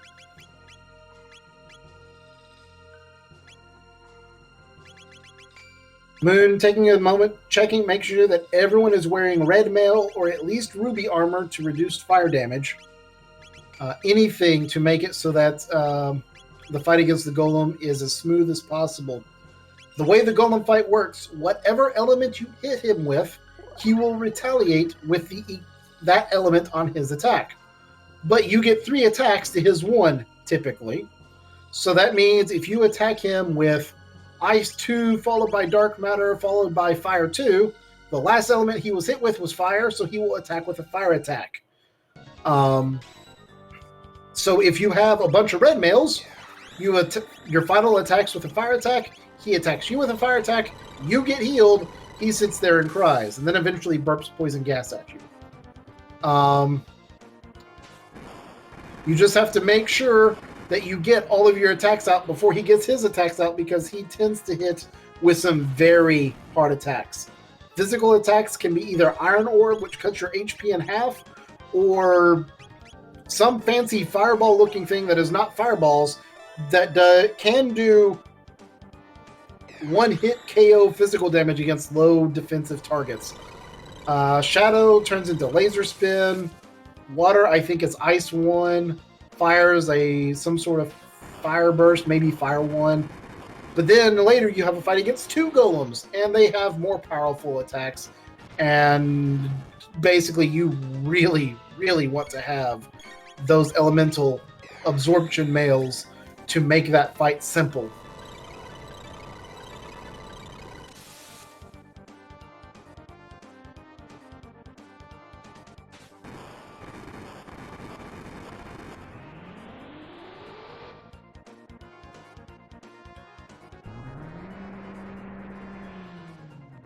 Moon, with the red males, taking down the first golem fairly easily. When you have that final attack burp, it'll do 100 to 200 damage, depending on your level and defensive gear. If it manages to kill your entire party, you lose the fight, even though he dies. Luckily, given that he's got the elemental males, that's not a very likely outcome. And now Moonblizzard makes his way into one of the zones with the best, second best music in the entire game, in Ocean Palace. And he will hit the grinding area. There is a conveniently placed area shortly into Ocean Palace where if you are underleveled or you don't have the text that you want, there's a good place to grind that happens to drop good XP, good money, good tech points just before the final boss. So there is a potential that we'll see Moon stop to grind for a bit. If Ocean Palace is not the best music, what is the best music? Magus's theme. The music that's played when you fight Magus in his castle, or if you take Magus to Zeal 2. To Faraway Times is probably also up there, but it's also in-game music. It's credits music, so I almost don't count it because it's not played while you're playing the game.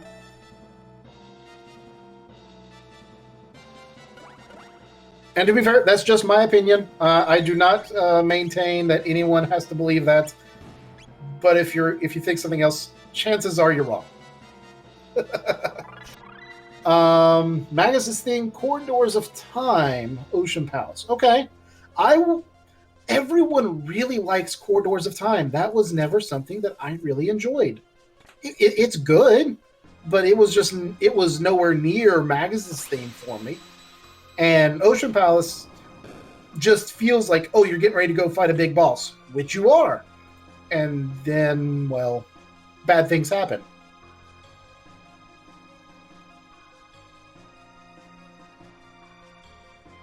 Chrono Layer is actually up there for me as well. Chrono Layer's got some good music. It's not on the same level as any of the other ones we've mentioned, but it's pretty good.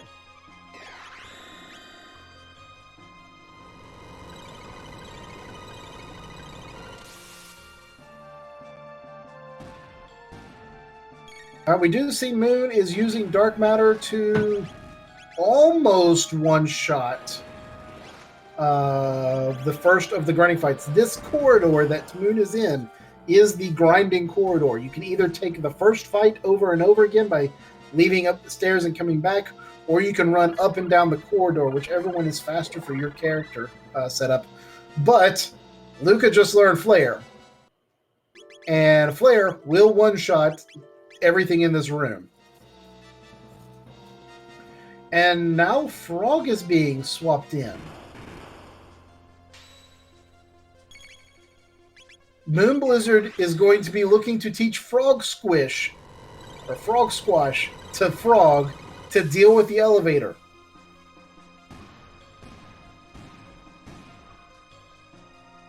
So Frog Squash is an attack. It is in vanilla Frog's ultimate attack, which is not all that ultimate.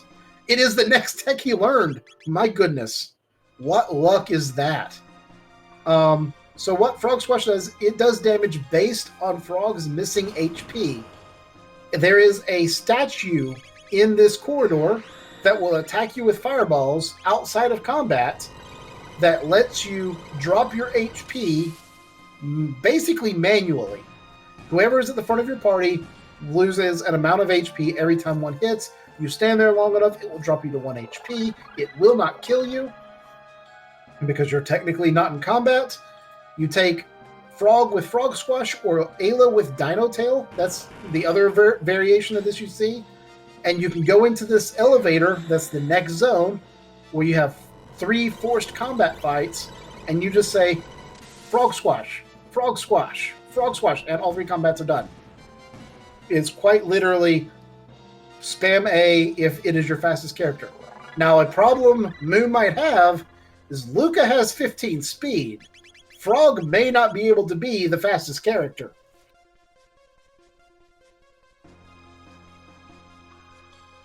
And if he's not your fastest character, you have to wait for his ATB to come up, maneuver your menu cursor over there, and then select it. And if you're too slow, Frog might get hit, and at 1 HP, anything kills him.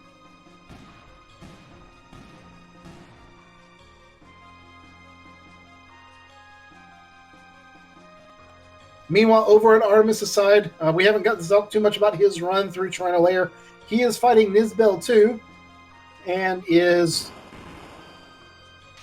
I'm guessing there's a Frenzy Band on Robo, causing counterattacks. Counterattacks against Nizbel without lighting aren't going to do anything, but we are seeing fire tackles being used to get a whole lot of damage out in a very short order, trying to take down Nizbel, while Marl keeps everyone healed up with tonics, mid-tonics, auras. We see some ethers going off. And yes, that's what Moon is looking for right now. Jack, he is basically grinding for levels. This particular fight gives you an absurd amount of XP for how difficult the fight is. And so you can just sit here, repeat this fight over and over, gain some levels, and you're not worried about your MP cost because Moon is carrying 80 some odd ethers, which he can use out of combat, and they're dropping ethers to replenish his mana so that he has full mana going forward. So basically, Moon's probably looking to push for level 30 to 32. I have not seen him check his menu recently to see what level he's at. Artemis did defeat Nizbel too. Marlo has learned Ice and Haste for Artemis as well, so he will have Haste available for the Black Chrono fight.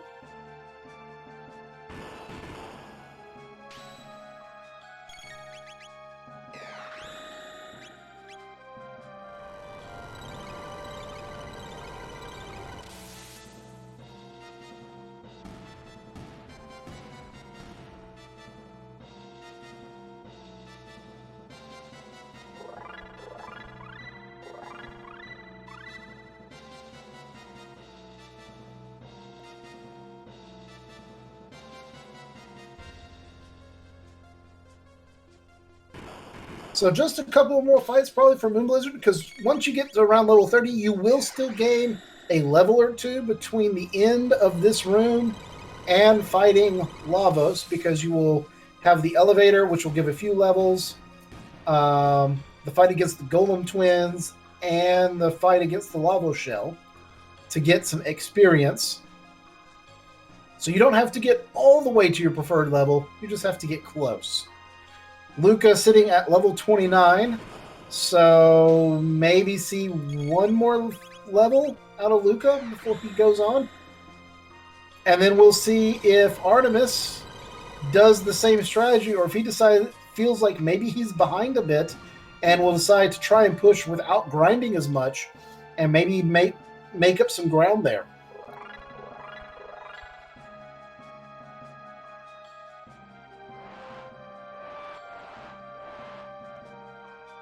And Moon says, all right, I'm done grinding. I got Antipode 3. So maybe that's what he was waiting for. Maybe he wasn't grinding for levels as much as he was grinding for tech points so that he could get Antipode 3. Because Antipode 3 is the strongest dual tech, except for possibly something like Frog Flare, where it's based on someone's HP. But definitely for his party comp, that is the damage source, which means he's going to be looking to go through Lavos with pure magic damage, which will make for an interesting fight against the Lavos core. We'll talk about that as we get there.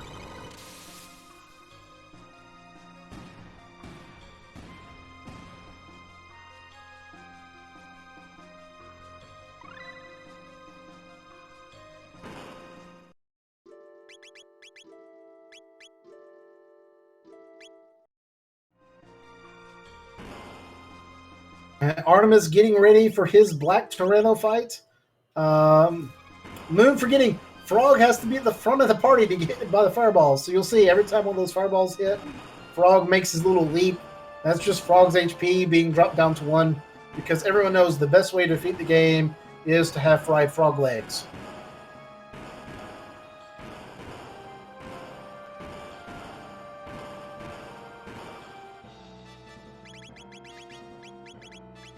Artemis starting off with the Black Chrono and Azala fight, trying to get Azala down with a combination of fire tackles and ice attacks. Has not used haste yet for Marl, maybe assuming that haste on Robo is sufficient.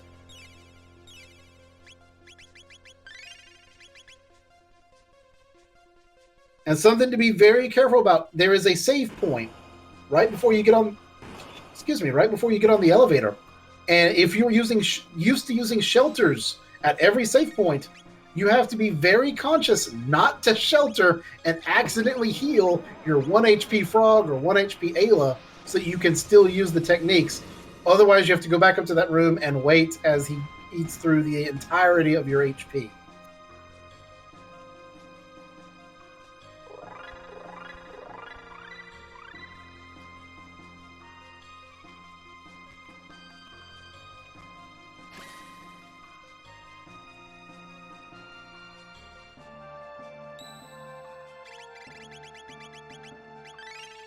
All right, we see the removing of defensive stats from Black Chrono for Artemis as Fire Tackle goes in.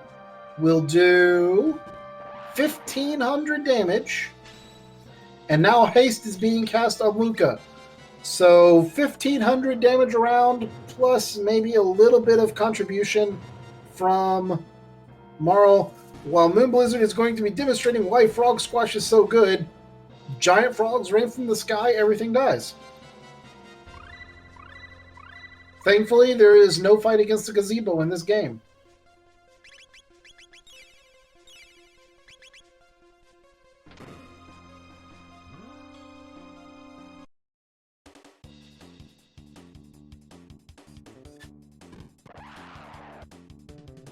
Let's see a chat say there was a speed tab drop. So either the blue scout or the yellow scout is dropping speed tabs, which means an extra speed tab guaranteed for the elevator ride, and the potential to farm speed tabs in the room after the elevator if you wanted to have more speed tabs. Have everyone maxed out on max speed.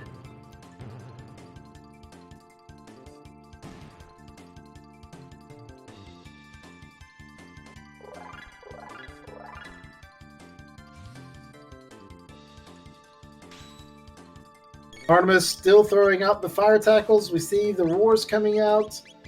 Robo with counterattacks, thanks to a frenzy band. That's going to possibly make a difference. Well, it was going to make a difference because that's an extra free 250 damage.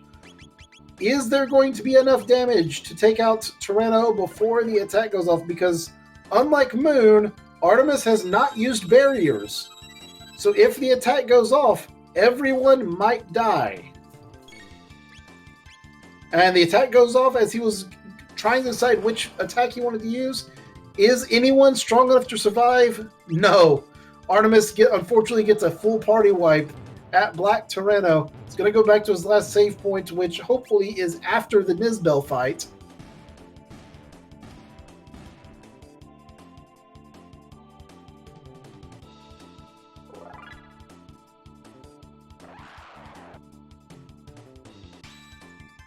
So Artemis, unfortunately, is going to have to go through that fight again while Moon is being pushed on and trying to get the attacks out as Frog keeps being taken down because of his low HP, but this time is able to get a Frog Squash out, which will take care of the scouts. That particular fight, you have to basically individually target people or have AoE physical damage.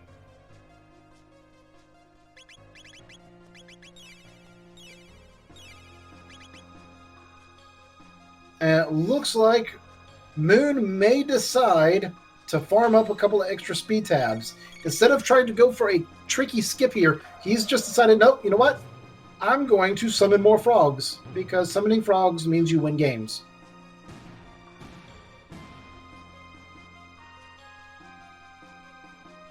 And so that's going to be at least an additional 2 speed tabs.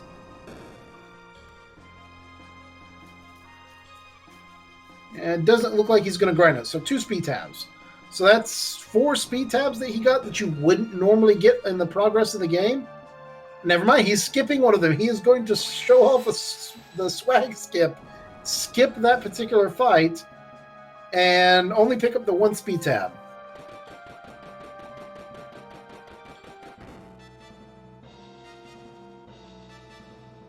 Now the question is, do you keep Frog in your party at this point to fight the Golem twins, because you can use Frog Squash on the Golems? Or is he going to swap Magus back in and throw Dark Matter? Okay, no, he is putting Magus back in for Dark Matters. No more Frog in front.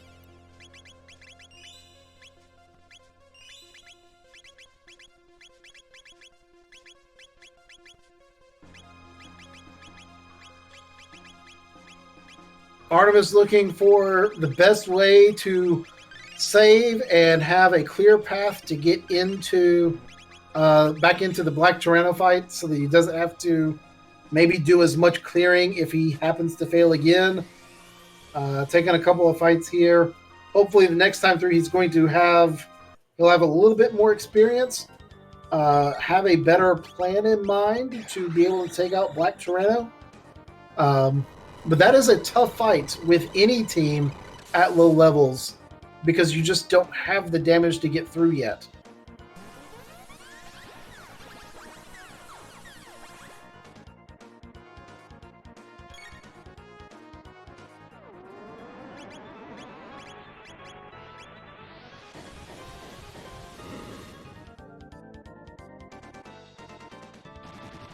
Now, what's interesting, I did not see Moon use the speed tabs before this fight. I don't know if that's while I was looking at Artemis's screen, or if he hasn't used them yet. But if you've taken the time to get the speed tabs, you need to use speed tabs. And chat is telling me he did. I'm just blind. Okay. I am okay with being blind.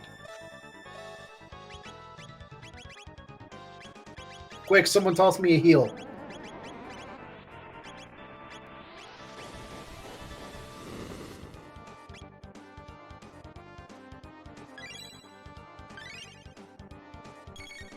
And so we're seeing Moon with the same strategy he had in the previous fight, which is to make sure both golems are attacking with fire damage, while making sure that everyone is able to absorb, or at least drastically reduce, the amount of fire damage being done.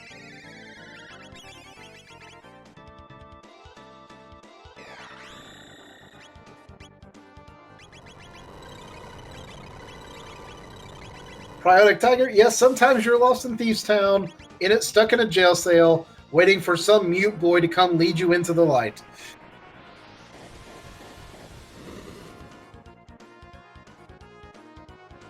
While we have the Golem Twin fight going on, I was going to say, while the Golem fight's going on, the Golem fight may be done. We may get double burps, and it does look like they will be able to survive.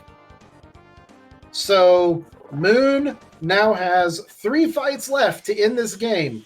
He has to go fight the Lavo Shell, he has to fight Lavos proper, and then he has to fight the Lavos core, and this run will be done. I was going to say, while we are waiting for that to happen, though, if you haven't, be sure to follow the runners. I think that is our command. Go give Moon and Artemis a follow. Both are typically running Jets of Time on a fairly regular basis. Some really good times. Moonblizzard has done a lot for our community, is doing a lot of experimentation. He's made out a couple of strategy guides for the randomizer and stuff. If you want to learn the randomizer, Moon is a great runner to watch to learn some of the basics. How much HP does Lavos Shell have? I don't know how much HP the Lavos Shell has. That is an interesting point, that if you lose to the Lavos Shell, you gain the ability to bypass the Lavos Shell by crashing into it with the Epic. Basically, you go through the standard, one of the vanilla paths, where you crash into them with your time machine to bypass the shell. So that is a valid strategy. It is not great from a time perspective, because that cutscene takes forever. But if you need a drink break, or if you just get really unlucky with Lavos Shell, it's not a terrible thing.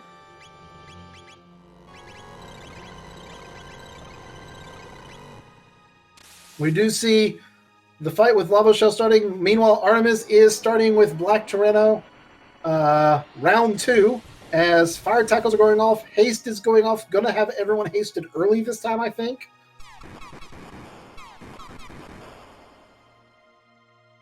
Moon getting both a flare and a dark matter off before the first destruction rains from the heavens. Marl's going to be casting haste. More damage is going to come out. One thing Lavos Shell will do, he will cast Obstacle. Obstacle in the randomizer is set to always be one specific stat ailment across the game. We will see which it is, because I don't... Step back. 2 people have amulets, at least. Oh, it's Lock. That one's actually kind of nasty. Lock means you have to spend heals if you want to be able to cast spells. And with this team, dear God, do you want to be able to cast spells?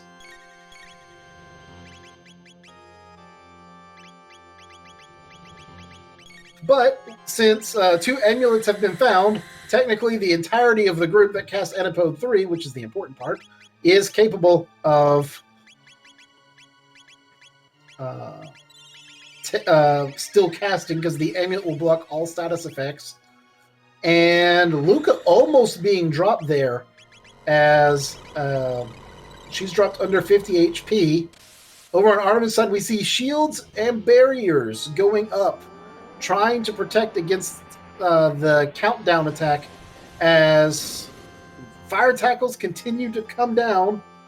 We'll see if there is enough strength. Well, that fire tackle was before the countdown started, so it did like 0 damage.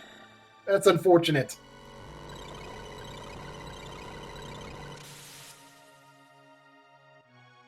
There's the removal of the defensive power. Now the tackle comes in and does a much more respectable 1,500.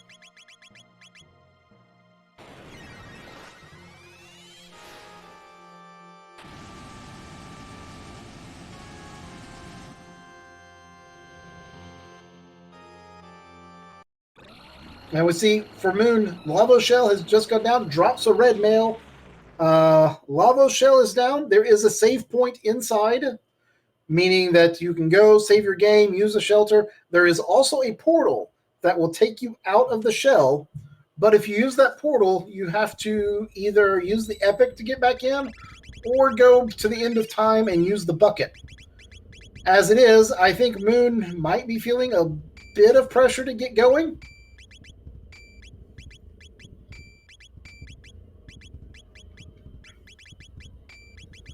We see equipment changing.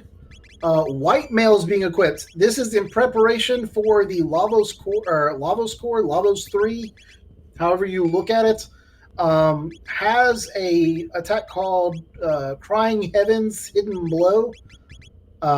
It's a giant lightning attack that does a lot of damage and is also the only pure elemental attack that Lavos has in any form.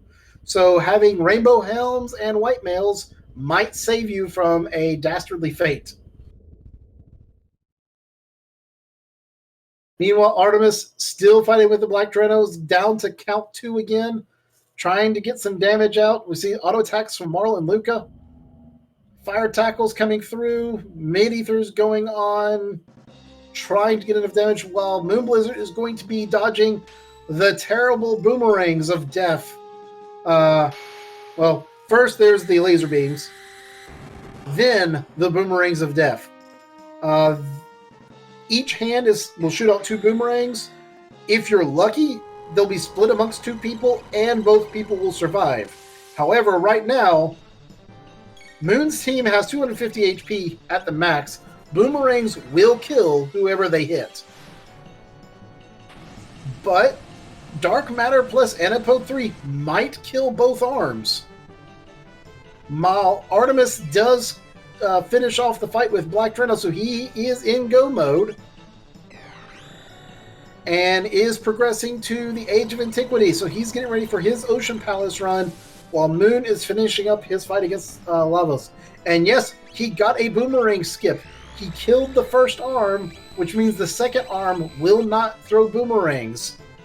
That is huge for a team that's this squishy. But unfortunately, he's removed the amulets, so no one can cast magic. So I hope he has heals. I think I saw them. Does he have enough? Okay, he's got 30 heals. So he has enough heals. That is a terrible feeling if you get this far into the run, you run into Lavos, he locks your entire party, you open up your inventory, and you say, oh, I have 2 heals and 3 characters. Luckily, Moon has avoided this trap and has 30 heals and can be locked repeatedly.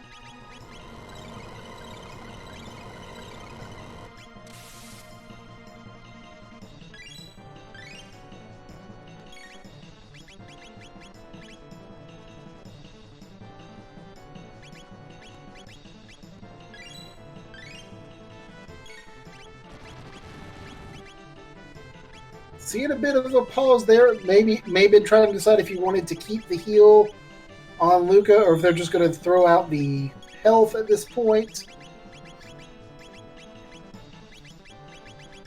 Going to see flares coming out, which means Marlo's going to be used for her Cure 2.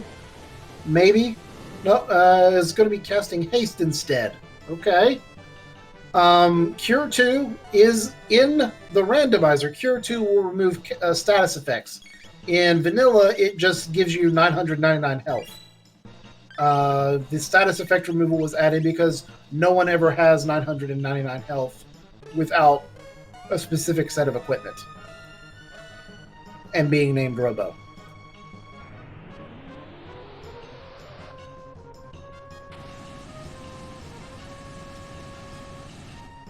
So Artemis doing his own shopping spree while Moonblizzard gets hit by Shadow Doom Blaze, gets dropped down to 100 to 150 HP across the board as he's desperately throwing out attacks, trying to get enough damage in before Lavos is able to attack again. The next attack is incredibly deadly. but there is a long wait period between the Doomblaze and his next attack.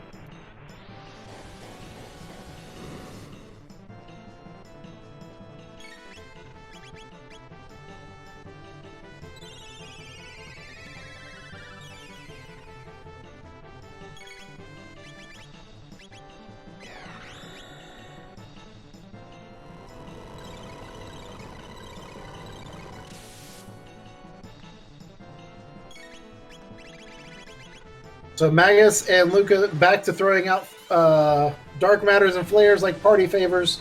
I have to take back, no, not flares, anapodes.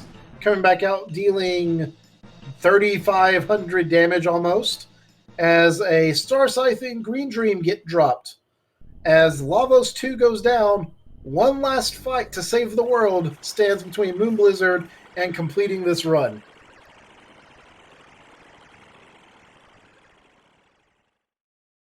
Artemis is traveling to 600 AD for reasons unknown. Maybe has some equipment that he wishes he got. Has some stuff he hasn't bought yet. Moon is going to be trying to get a menu glitch. This is one of the few glitches that is still allowed in the randomizer. As the screen turns black in between Lavos 2 and Lavos 3, if you press menu at the right frame or right couple of frames, you are able to enter into the out of combat menu. Toss on heals, toss on ethers, basically bring everyone back up to full strength between fights. Change out equipment if something important dropped, like a Green Dream. That's an automatic revive. So getting the skip is one of the things that makes fighting Lavos easier. I won't say that it's easy, because Lavos could still possibly one-shot the entire party. But at least you're not going into this fight at 100 HP and 10 mana, and you have to spend the entire first 45 seconds just healing so you can fight. For this Lavos core battle, there are two major strategies.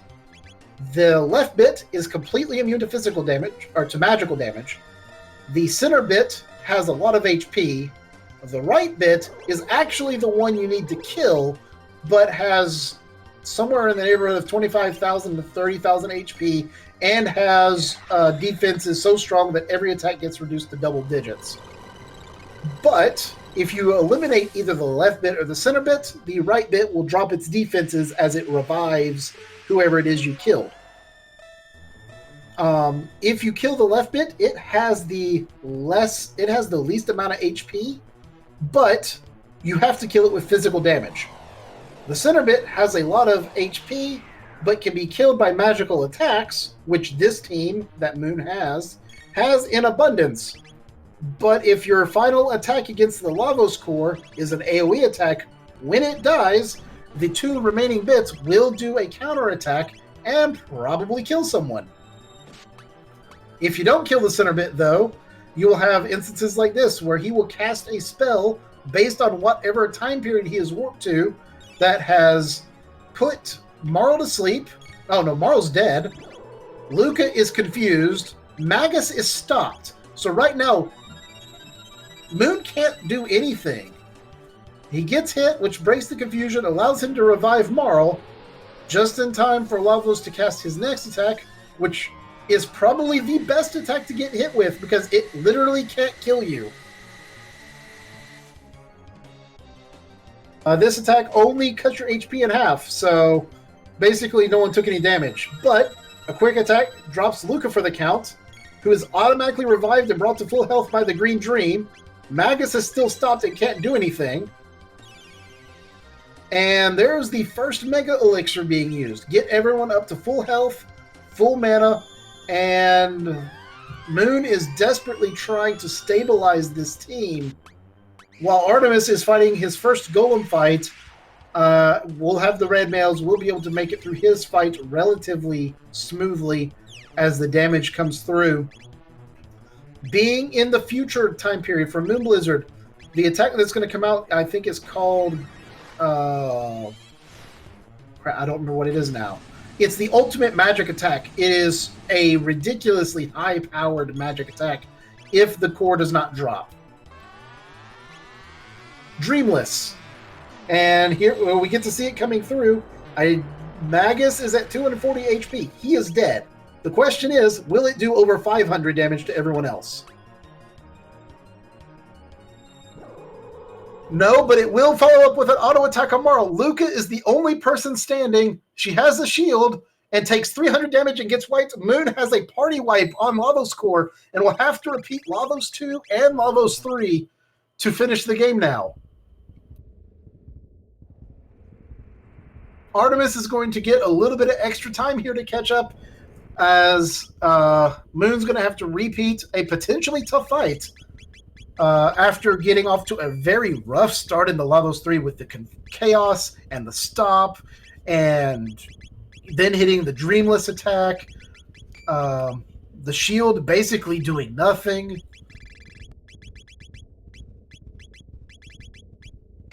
And Angro has it right. This fight against Lavos 3, if it starts to slip away, it is almost impossible to recover. Mega Elixirs help because they only take one turn to bring everyone up, but Lavos will hit for a ton. If you can't kill the left bit, its auto attacks hit for 300 damage. Even taking down the center bit means you might get counterattacked and killed. So there is a lot of stuff. And Taco says this party isn't a great Lavos party. I agree. He's great. They're great for Lavos 2. It's rough for Lavos 3. It is a glass cannon of a team, and you have to get... if Magus hadn't been stopped, Magus could have cast like Magic Wall or something, or they could have been using barriers and might not have taken so much damage.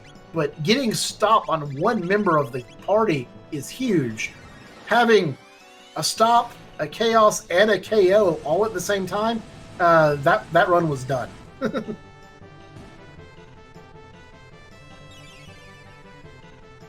But all those extra speed tabs does mean Moon is able to make the boomerang skip consistently, which means Lavos 2 is time-consuming, but not deadly.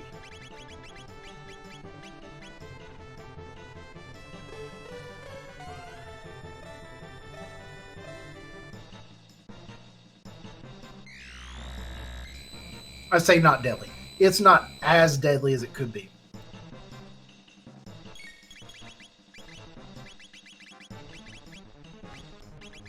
All right, we see the triple lock again.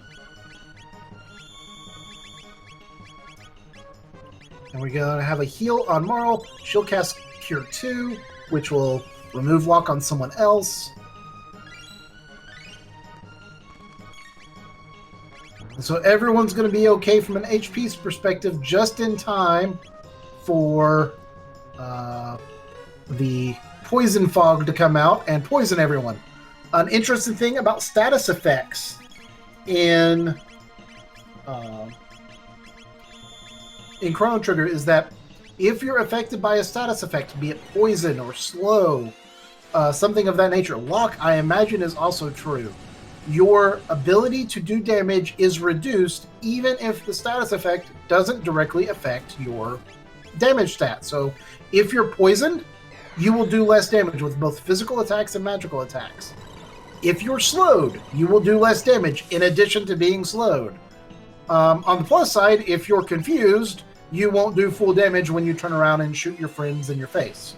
So, I mean, silver linings and whatnot.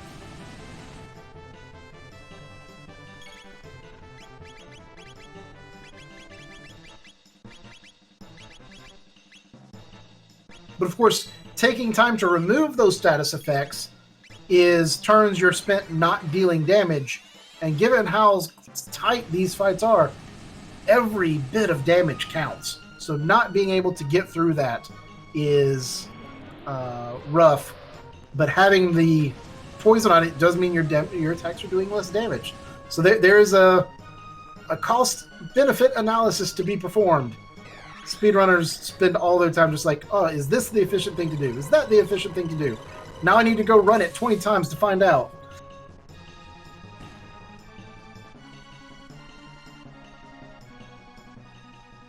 It looks like the yellow scouts were the ones that were dropping the speed tabs, and Artemis is farming speed tabs.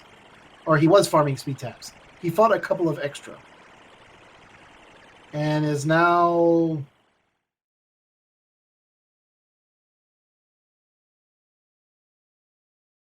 I'm not sure what he's looking for.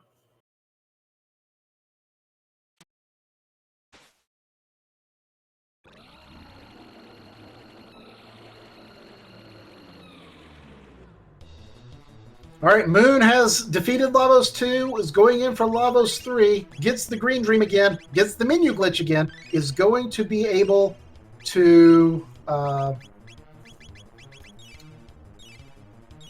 heal up and get ethered up, be ready for the fight. So, gonna be in a good spot, but he was in the same spot last time. We'll see if he makes any changes to his equipment, changes on who gets the green dream. Maybe you give it to Marl since she already has life too.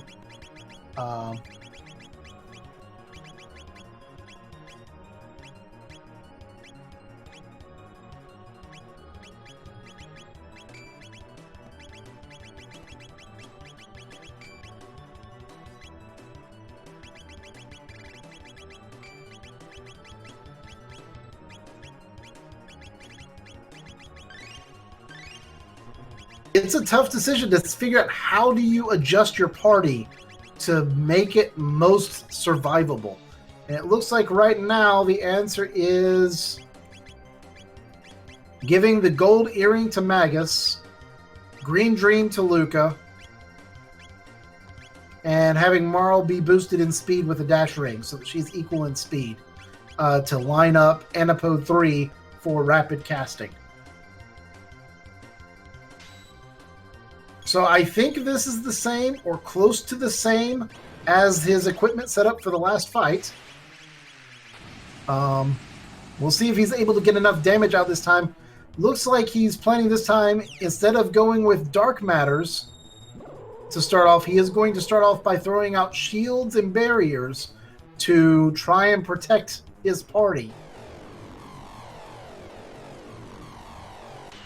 Marl being focus fired down might be KO'd. He is going to be dropped to 50 health. That's an incredibly close fight. And now,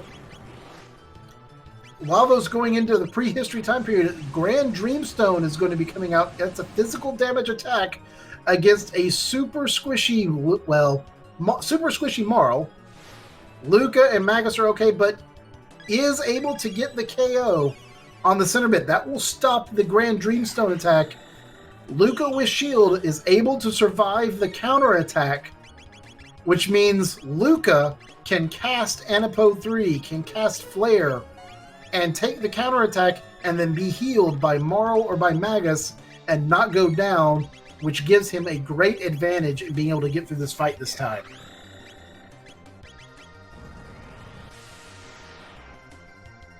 Having that shield on Luca is huge. Without that shield, Luca dies to the counterattack. He just has to be sure that Luca is the one who says we're casting Anapode 3, because the counterattack is used against whoever menu screen you're on. So the counterattack is going to come in on Luca, who will only take 400 damage and is able to be healed up with a full tonic. So Moon's going to get a fair bit of damage here. Artemis is made his way into the grinding room, and we'll see how much time Artemis wants to spend grinding. If he recognizes that Moon might be almost finished, how long will he spend trying to get through the Lavos fight?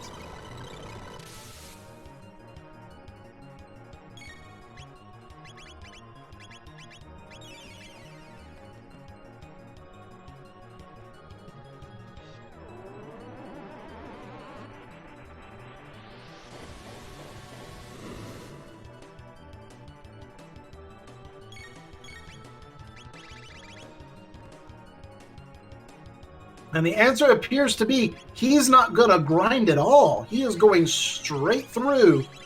Not going to spend the time to grind. Will he get enough tech points to unlock Ice 2 for Marl so that he gets Antipode 3? I don't think I've seen that unlock on his side yet.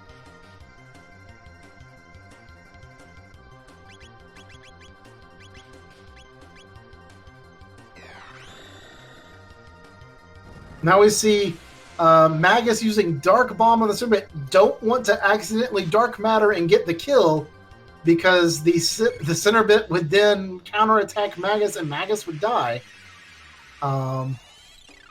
And apparently doesn't want to use Antipode 3 at the moment either.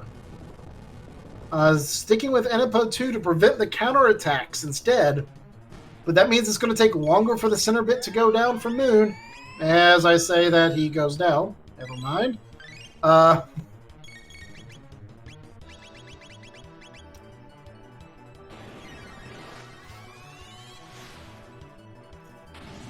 And now we see the attacks coming out. That'll be the counterattack on Luca. Luca should still survive. Luca right now, though, sitting with 0 MP. So maybe that was all calculated just not to have to spend a turn using Ethers on Luca.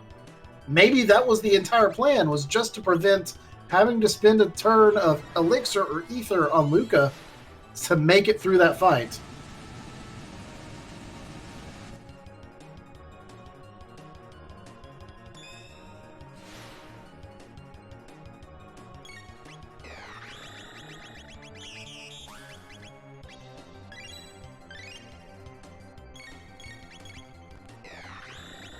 Artemis has made it through the first of the towers in Ocean Palace, is about to go on the elevator, has not swapped over to Frog, does not have Frog Squash.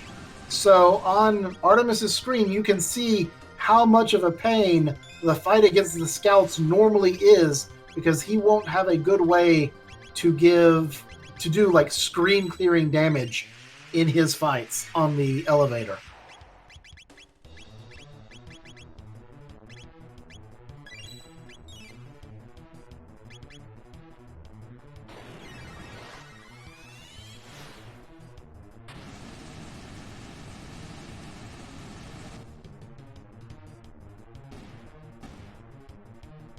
You see Antipode 3 coming out. Right bit is down. That's it. GG. Moonblizzard has defeated Lavos 2 hours, 16 minutes, 4 seconds. That is a pretty good time for a pretty rough seed.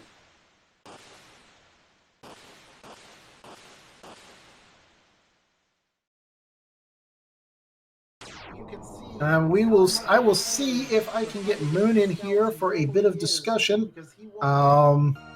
See if I have invite privileges. I don't know if I do. GG to Moon. Artemis still doing his dive through the elevator. We'll see if he wants to finish up his run. While I go try to get ourselves talk with our winner.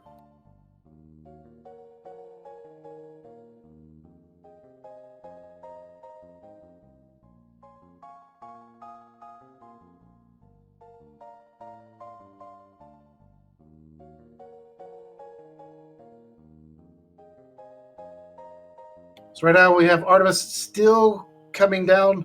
His elevator is getting locked, so he doesn't have some of his better damaging techs available. Flare's going to come out and take care of some stuff. Moon, welcome to the chat. How was that run? Wow. What a seed, huh? What a seed. Oh my god. Oh my god. I during that last fight against Lava Phase 3, I was nervous the first time, and I forgot that I actually could kill the center bit with 2 Antipode 3. So I went with Dark Matter first, and that was my mistake, and he went just straight to random status. So that was, I mean, he could be doing a lot of other attacks, but that random status, wow, it took my fire away. Looking, I was like, oh, you can't do anything, and you just have to sit there and watch as your party falls apart. Yeah, I mean, it was his first attack. I mean, I was like astonished. I had 2 mega elixirs. I was prepared. I mean, maybe I should have put some aimlets on, but I don't know. I don't know. And then for the second try, I went straight to Antipode 3, like for the first attack. And I said, no, we need to take Center Beat down first, and then we'll take care of the rest. And that was it. So go for Antipode 3. The second will kill him because only 2 are required to kill the Center Beat. And then I could start my fight. I could use haste. I could haste everyone. I could shield Luca. I could do Antipode 3 when he was dead, and then go for the full tonic strategy and just wait for the right beat to go down. I mean, it took some time for me to get that settled up because I was kind of nervous because he could actually do a attack in between my transition to Miles menu to Lucas menu. So I had sometimes I was at the Miles menu and I needed to transition to Lucas menu so that I could use my Antipode 3 from Luca because she was shielded and Marley was not. So I thought, oh my god, I don't know if I have time. So I went for Antipode 2 like a couple of times just to make sure. Took some more time for the final battle, but paid off at the end. But I mean, wow. Well, I was very afraid for you when the second go around. It was like, oh, his first attack is going to be Grand Dreamstone against Marl, Luca, and Magus. It's like, well, that's a party weapon in and of itself. It is. I was. Oh my god! I am not shielded. I am not only Luca has shield. I did not have time to put barriers on anyone. So I mean that was a rough fight. I mean at the beginning of the seed, I had the decision to keep Robo or not. But when I saw Magus with Dark Matter and Lightning 2, my initial plan was to do Factory with him. So I went there just to see if I had a lightning attack of any sort so that I could clear Factory faster. But then I saw Dark Matter, I went, wow, so I can do Ares Dome really quick. And let's see what I get. And I got the gate key, so that was really nice. So I said, wow, Magus, come on, let's go. You're in. So I've done this fight with all mages before. I know it's kind of rough, it can be hard if you don't make your strategy work, but wow, at least the second time I got it, so yeah. Yeah, and Wow. that's really kind of been the difference between your race or your run and Artemis's run. Artemis did go into Factory to get magic before going to Arizona, and he is just now getting ready to fight the double golem twins.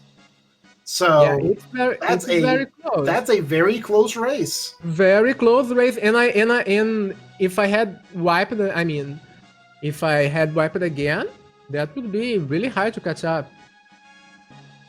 Yeah, no, he went to Factory. He got a haste helm out of it. Oh, but he also wow. had the whirlpool glitch after Hecarim and forgot to save before resetting and had to fight Hecarim a second time. So all things told, that ended up being a very close race. Very close, very close. Wow. I mean, at least the sequence. I think we did the same sequence of checks, maybe. The only check pretty close. He went to Hecarim before you did. Okay. While you went straight to the future. I see. Yeah, I did Son of Sun, which didn't pay off. I don't think he did because I don't see Robo's ribbon in his tracker. Yeah, he ended up skipping Son of Sun once he got go mode. I see. Yeah, it was very close. Wow. Yeah, so... Well... Oh, we got to the ending. Oh. Yeah. Well, I think last thoughts on this? I really like the seed. I mean, it was not a bad seed, all things considered. We had a very clear path to go mode. We have the chance to do some leveling. I took my time to get a lot of levels before going to the final fight because I knew it would be hard with that team. So I don't know if I grinded more or less than him, but yeah, I took my time there to go up to level 30 because I was kind of afraid going at a lower level because I didn't have that much of a good equipment. I liked my equipment, but could be better. I mean, I had a gold earring at the end, so maybe that helped, but maybe I should have put that on in the first try. Yeah, so I think that's it. I like the seed. I can't complain much about it. We had a lot of red mail, so that was interesting for Son of Sun. That was kind of a quick check. And Real quick, Artemis just defeated the double golems, 6 HP, last member standing after the double golems. Is a nail biter. Wow. Yeah, I mean, overall, yeah, I like the seed. I think I like my party. Maybe if I had gotten that strategy at the first try, I think I lost like maybe 8 minutes, maybe 6 minutes, something like that. Yeah, I mean, yeah, that's it. GG, wonderful run. Thanks, congratulations Gorf. on progressing to the next round, where I think you and I don't remember who the next opponent is you get to face. I think we know who it is. I just don't have the sheet up in front of me. But you'll have that run coming up, and we'll be getting ready to go into round 3 of the tournament soon. And we're going to turn our attention now back to Artemis as he gets ready to do his fight against the Lavo Shell. We're going to see if his Marl Luca Robo has the damage necessary to make it through the shell as smoothly as Moon did with his Magus. Maybe I'll fight SP Ridley or Rasto Cecil. Okay. Well, Cecil will be a great fight. Okay, yeah, I think that's it. Good luck for Artemis to finishing the run. Going to be a battle I'm going to watch. Thanks for stopping in, GG. And yeah, thanks, Warren. Thanks. And so we have Artemis now picking up his fight. The destruction from the heavens coming down, but having Robo in your party means you have an AoE heal. So getting your damage made safe is easier because you don't have to spend as much time tossing out items. But we know that obstacles going to be coming up with double lock or with lock across the board. I don't know how many amulets Artemis ended up having equipped, if any. Having a triple lock again on this team would be very rough because no one would be able to cast magic, so Robo couldn't do his job of healing people. So we'll find out how many locks we're about to get here. And the answer is everyone. Everyone got locked. And he only has 11 heals. So he can't afford to get locked too many more times because he'll have a lock in Lavos 2 that he'll need to clear and possibly some status effects when fighting the Lavos core. So he's got to hope that he's able to get this down or at least very close before the next obstacle comes out.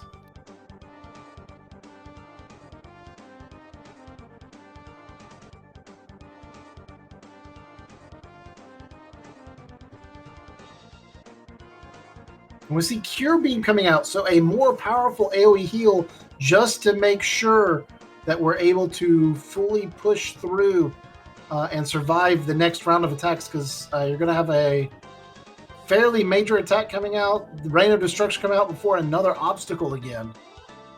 So it's going to be very tight because he really can't take another a lock to all 3 party members, because he will run out of heals before the end of the final fight.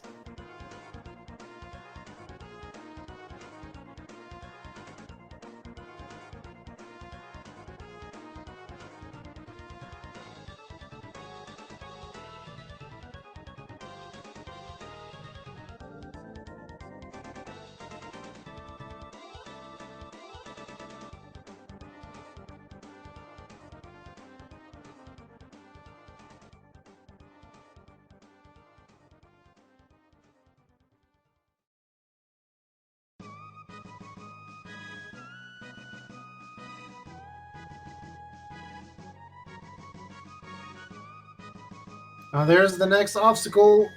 Could get lucky and have someone get missed or just resist the lock. Marl is not locked. Marl could use Cure to fix the problem.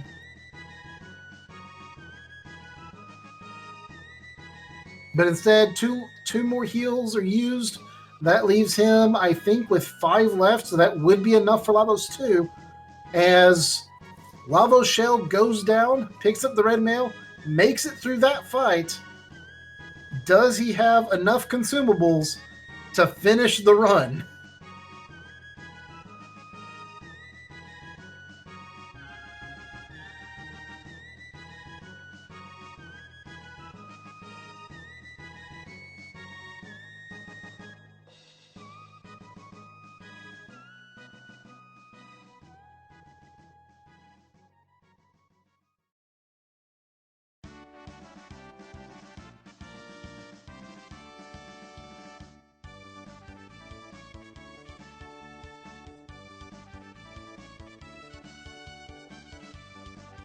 All right, seeing some equipment changed around. Still got the haste helm on Robo. We see some good equipment on Marl. That's actually a very nice setup.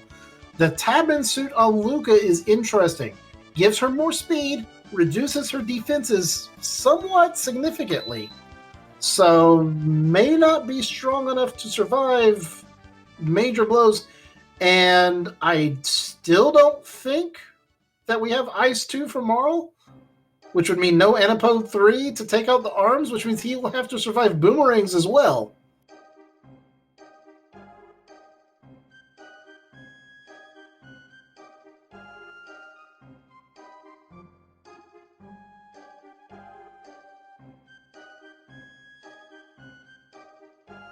Is going to get off at a large AoE heal, so everyone will at least be at full HP for the boomerang attacks.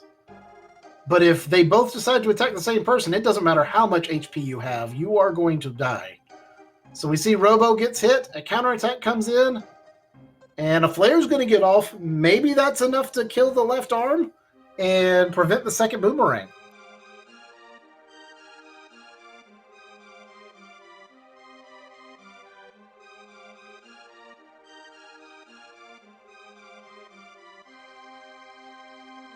Luca dropped incredibly low, but going to get that AoE heal out again should buy enough time for Luca to get off more flares, which will hopefully take care of the arm problem, and then we'll see what he does to deal with the rest.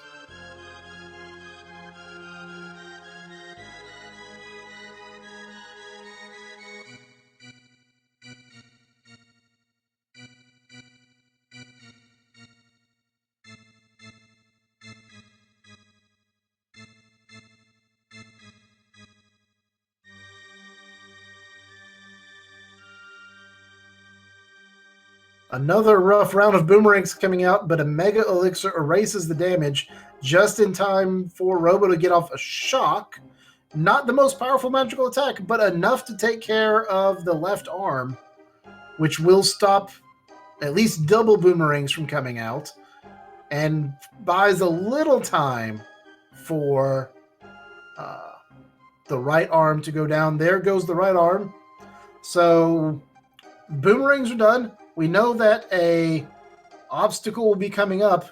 If you attack before the obstacle occurs, though, the Lavos Center has enhanced defenses. That's not going to do any damage.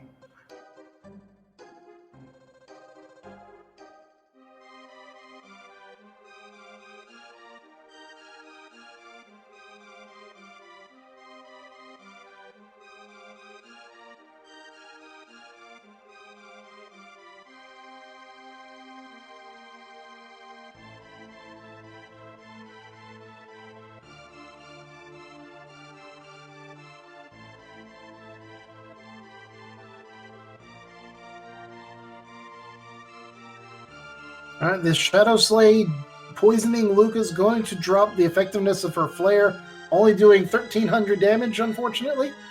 But everyone is at a decent level of HP. Most everyone has decent MP, so Artemis looks to be in a good position to potentially make it through this round. Uses heals to remove the poison. He's down to a single heal. He has to hope that he doesn't get hit by that random spell status that Moon got hit by, because he will have very limited ways of dealing with status effects in Lavos 3.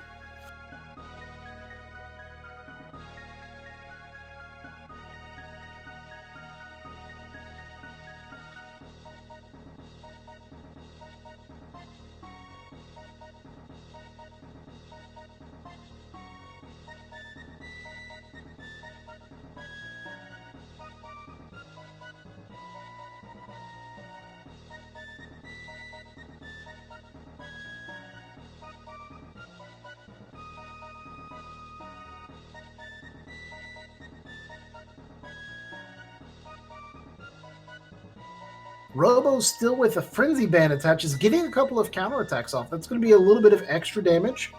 Might help make the difference just how long it takes to actually make it through this fight.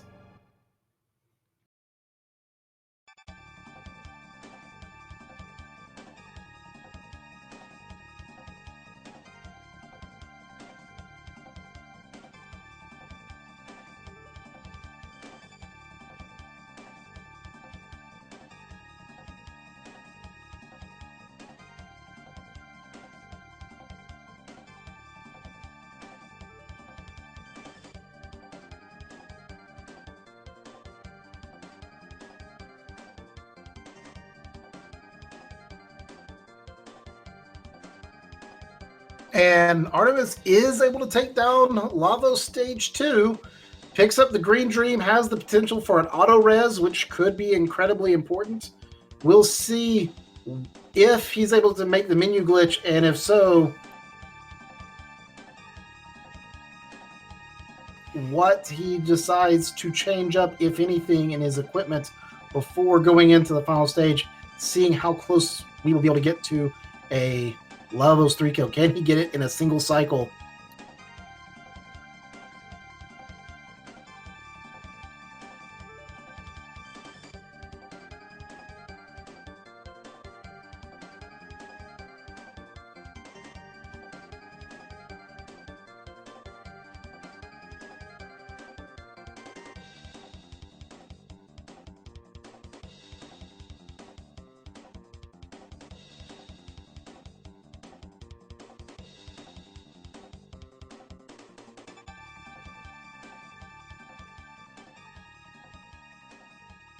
So we see the early haze coming out, and looks like the strategy here is going to be center bit tactics again from Artemis, with a team less designed for it. Doesn't have as much magic damage. We see the Crying Heavens Hidden Blow coming out, and a rough attack on Luca drops her in the first volley of attacks. Marl's going to get hit as well. But with Marl still alive, Life 2 is an option.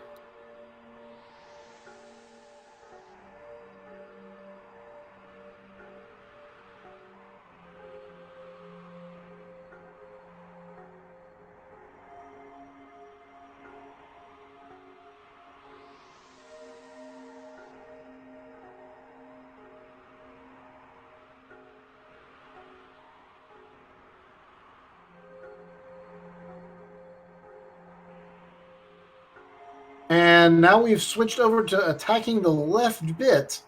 So trying to get some damage out there, but now, Lavos going to 1,000 AD is going to have that random spell status effect.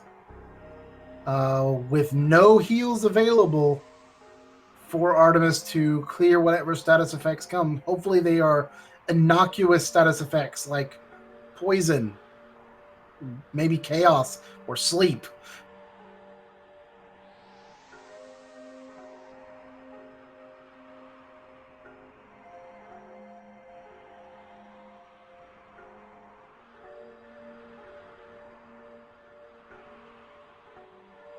The real moment of truth. All right, so there's a poison on Marl and a stop on Luca.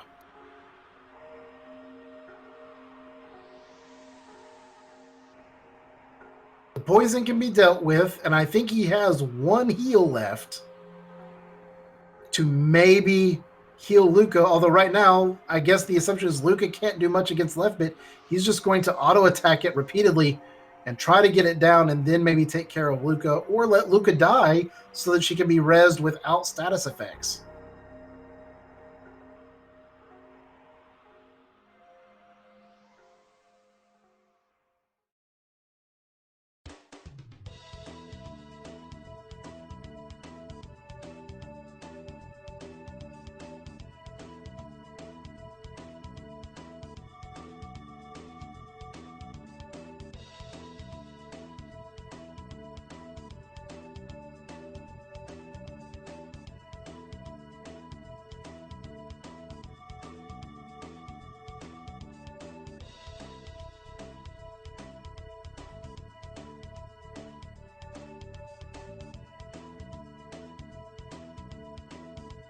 Left bit has gone down.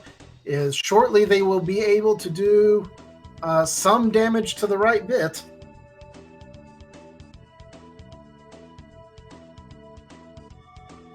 Luca does take the final heal, so no more status effect clears other than Marl's Cure 2. For Artemis, can he get enough damage down as the Dreamless attack comes out? Who is going to survive?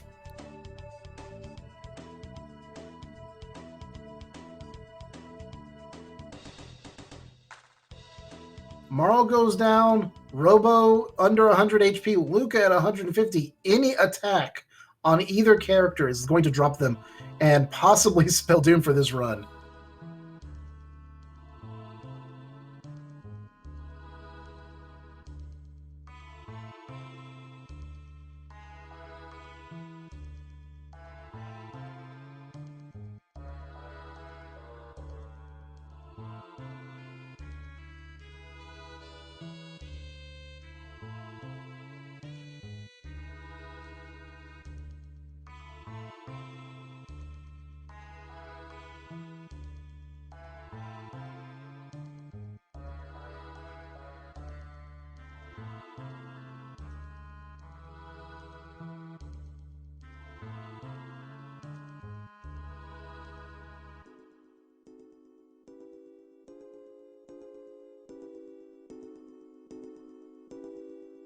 Well, we do see Marl getting haste off. Everyone's going to be hasted, but that left bit's respond, and Lavos is about to counter from the attack in 12,000 BC, which is Invading Lights. It deals magic damage and applies a slow to all characters. Now, given that everyone's hasted, I believe what happens is slow and haste counteract each other, and you're left at no status. But it might be that slow overwrites haste, and he's going to be left. Yes, it does overwrite. So he now has two characters who are slowed as opposed to going really fast. And no status clearing. Although, I guess if slow overwrites haste, I admit I've never tried, does haste overwrite slow and allow him to clear status effects by reapplying haste?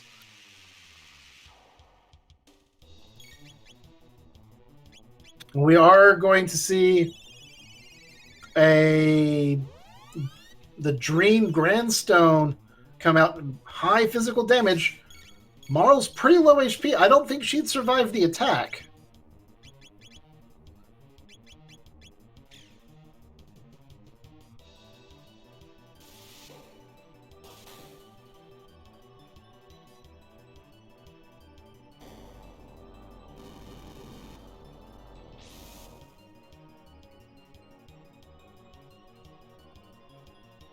Oh, that's a lot of damage. Luca and Marl just fall flat on their face. Robo's down to 170 HP. Are there any revives left?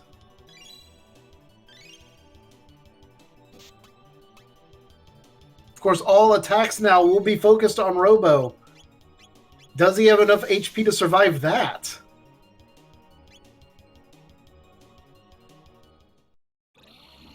And Robo gets knocked out. Crying Heaven's hidden blow. Wiping Robo down, and the future refused to change.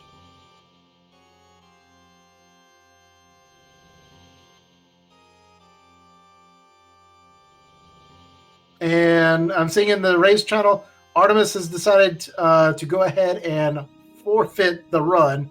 We'll see if we can get him in here for an invite.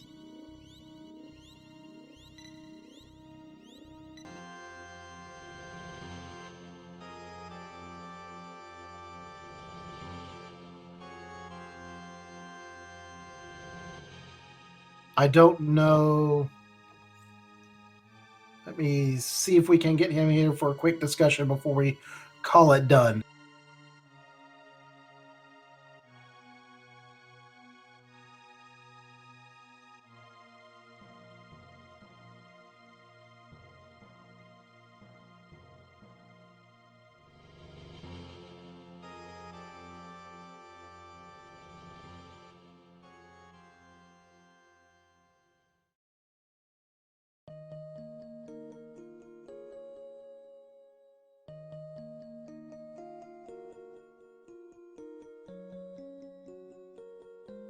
All right, I see Artemis has just joined in. Artemis, how was the seed? Hey, how's it going? Seed wasn't too bad. It was a little light on equipment, and that's I think why I had so much trouble near the end there. But otherwise, it wasn't too bad. I felt really good about it up until I wiped to Black Toronto, and then also whatever weird bug hit me after Hecarim. I don't know what that was all about. Luckily, Hecarim's not a long fight, but yeah, there is a bug there. The whirlpool can get you stuck. The trick is you can save while in the whirlpool, and then when you reload, it will spit you out. See, I was afraid of doing that because I was afraid it was gonna lock me there. So I was like, I'm not overwriting my save. I'll just take the refight because I wasn't aware of anything with that. So, but yeah, otherwise it wasn't a bad seed. Did Moon take the same path? Looks like he did, looking at the trackers. Yeah, he took mostly the same path. You went to Hecarim first. He went to Future. You got the Hecarim, I think, was the Ruby Knife. It was one of the parts of Go mode.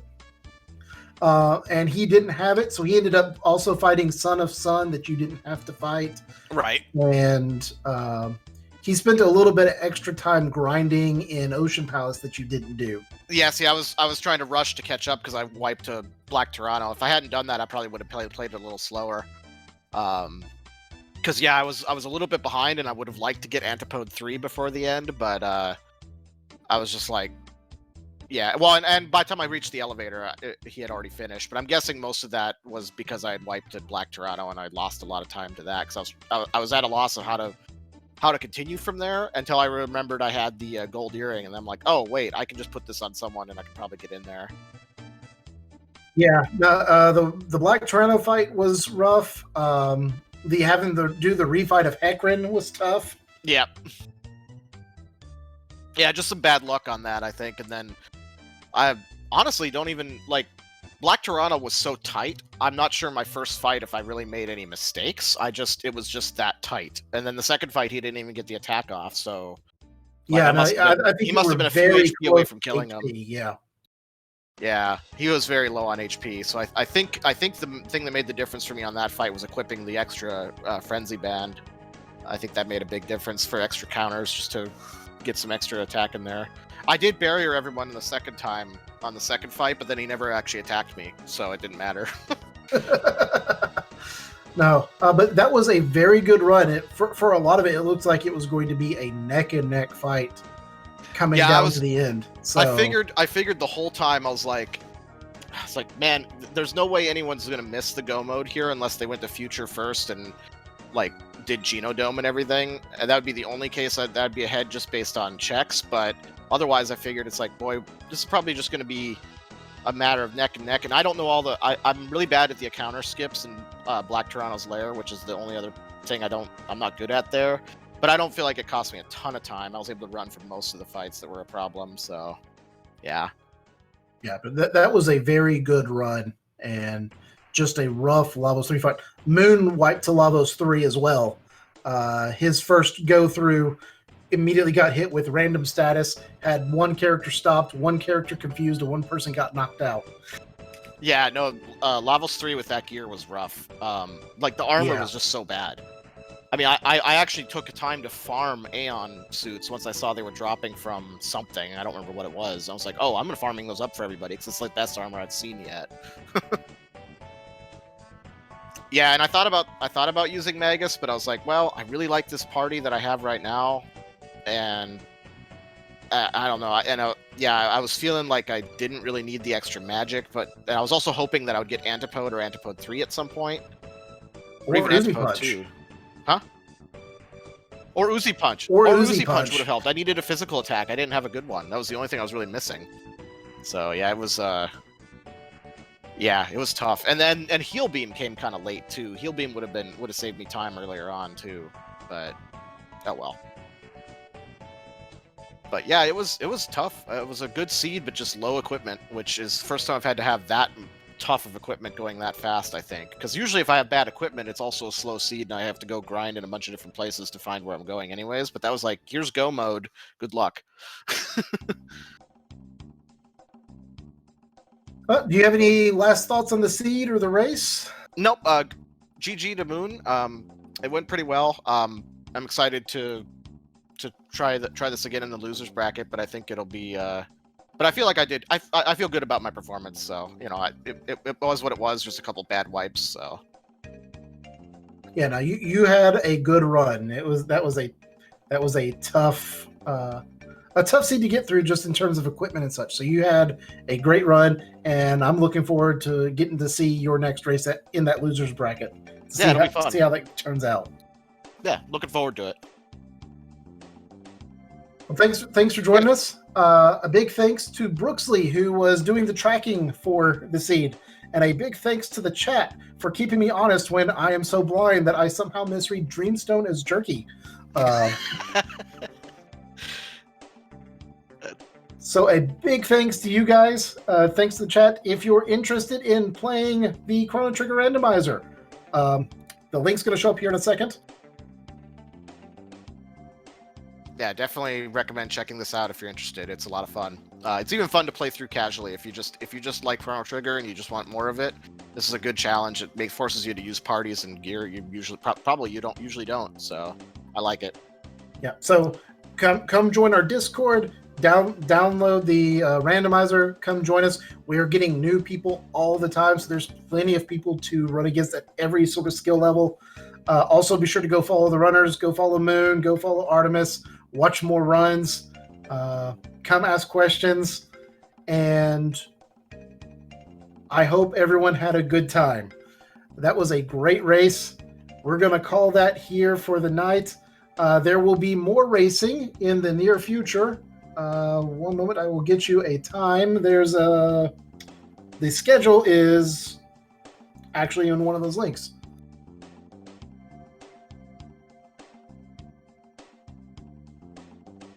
But the next race there is a race tomorrow on Randomania. The next race that's part of the tournament is going to be January 12th. So that's going to be Tuesday. So come Tuesday, come watch more of the tournament. And hope everyone enjoyed the Jessica's Time Randomizer. This has been fun to do. And we'll catch everyone next time, the next time we have a run. Hope everyone has a good evening, and we'll see you then. See you guys later. Thanks for having me.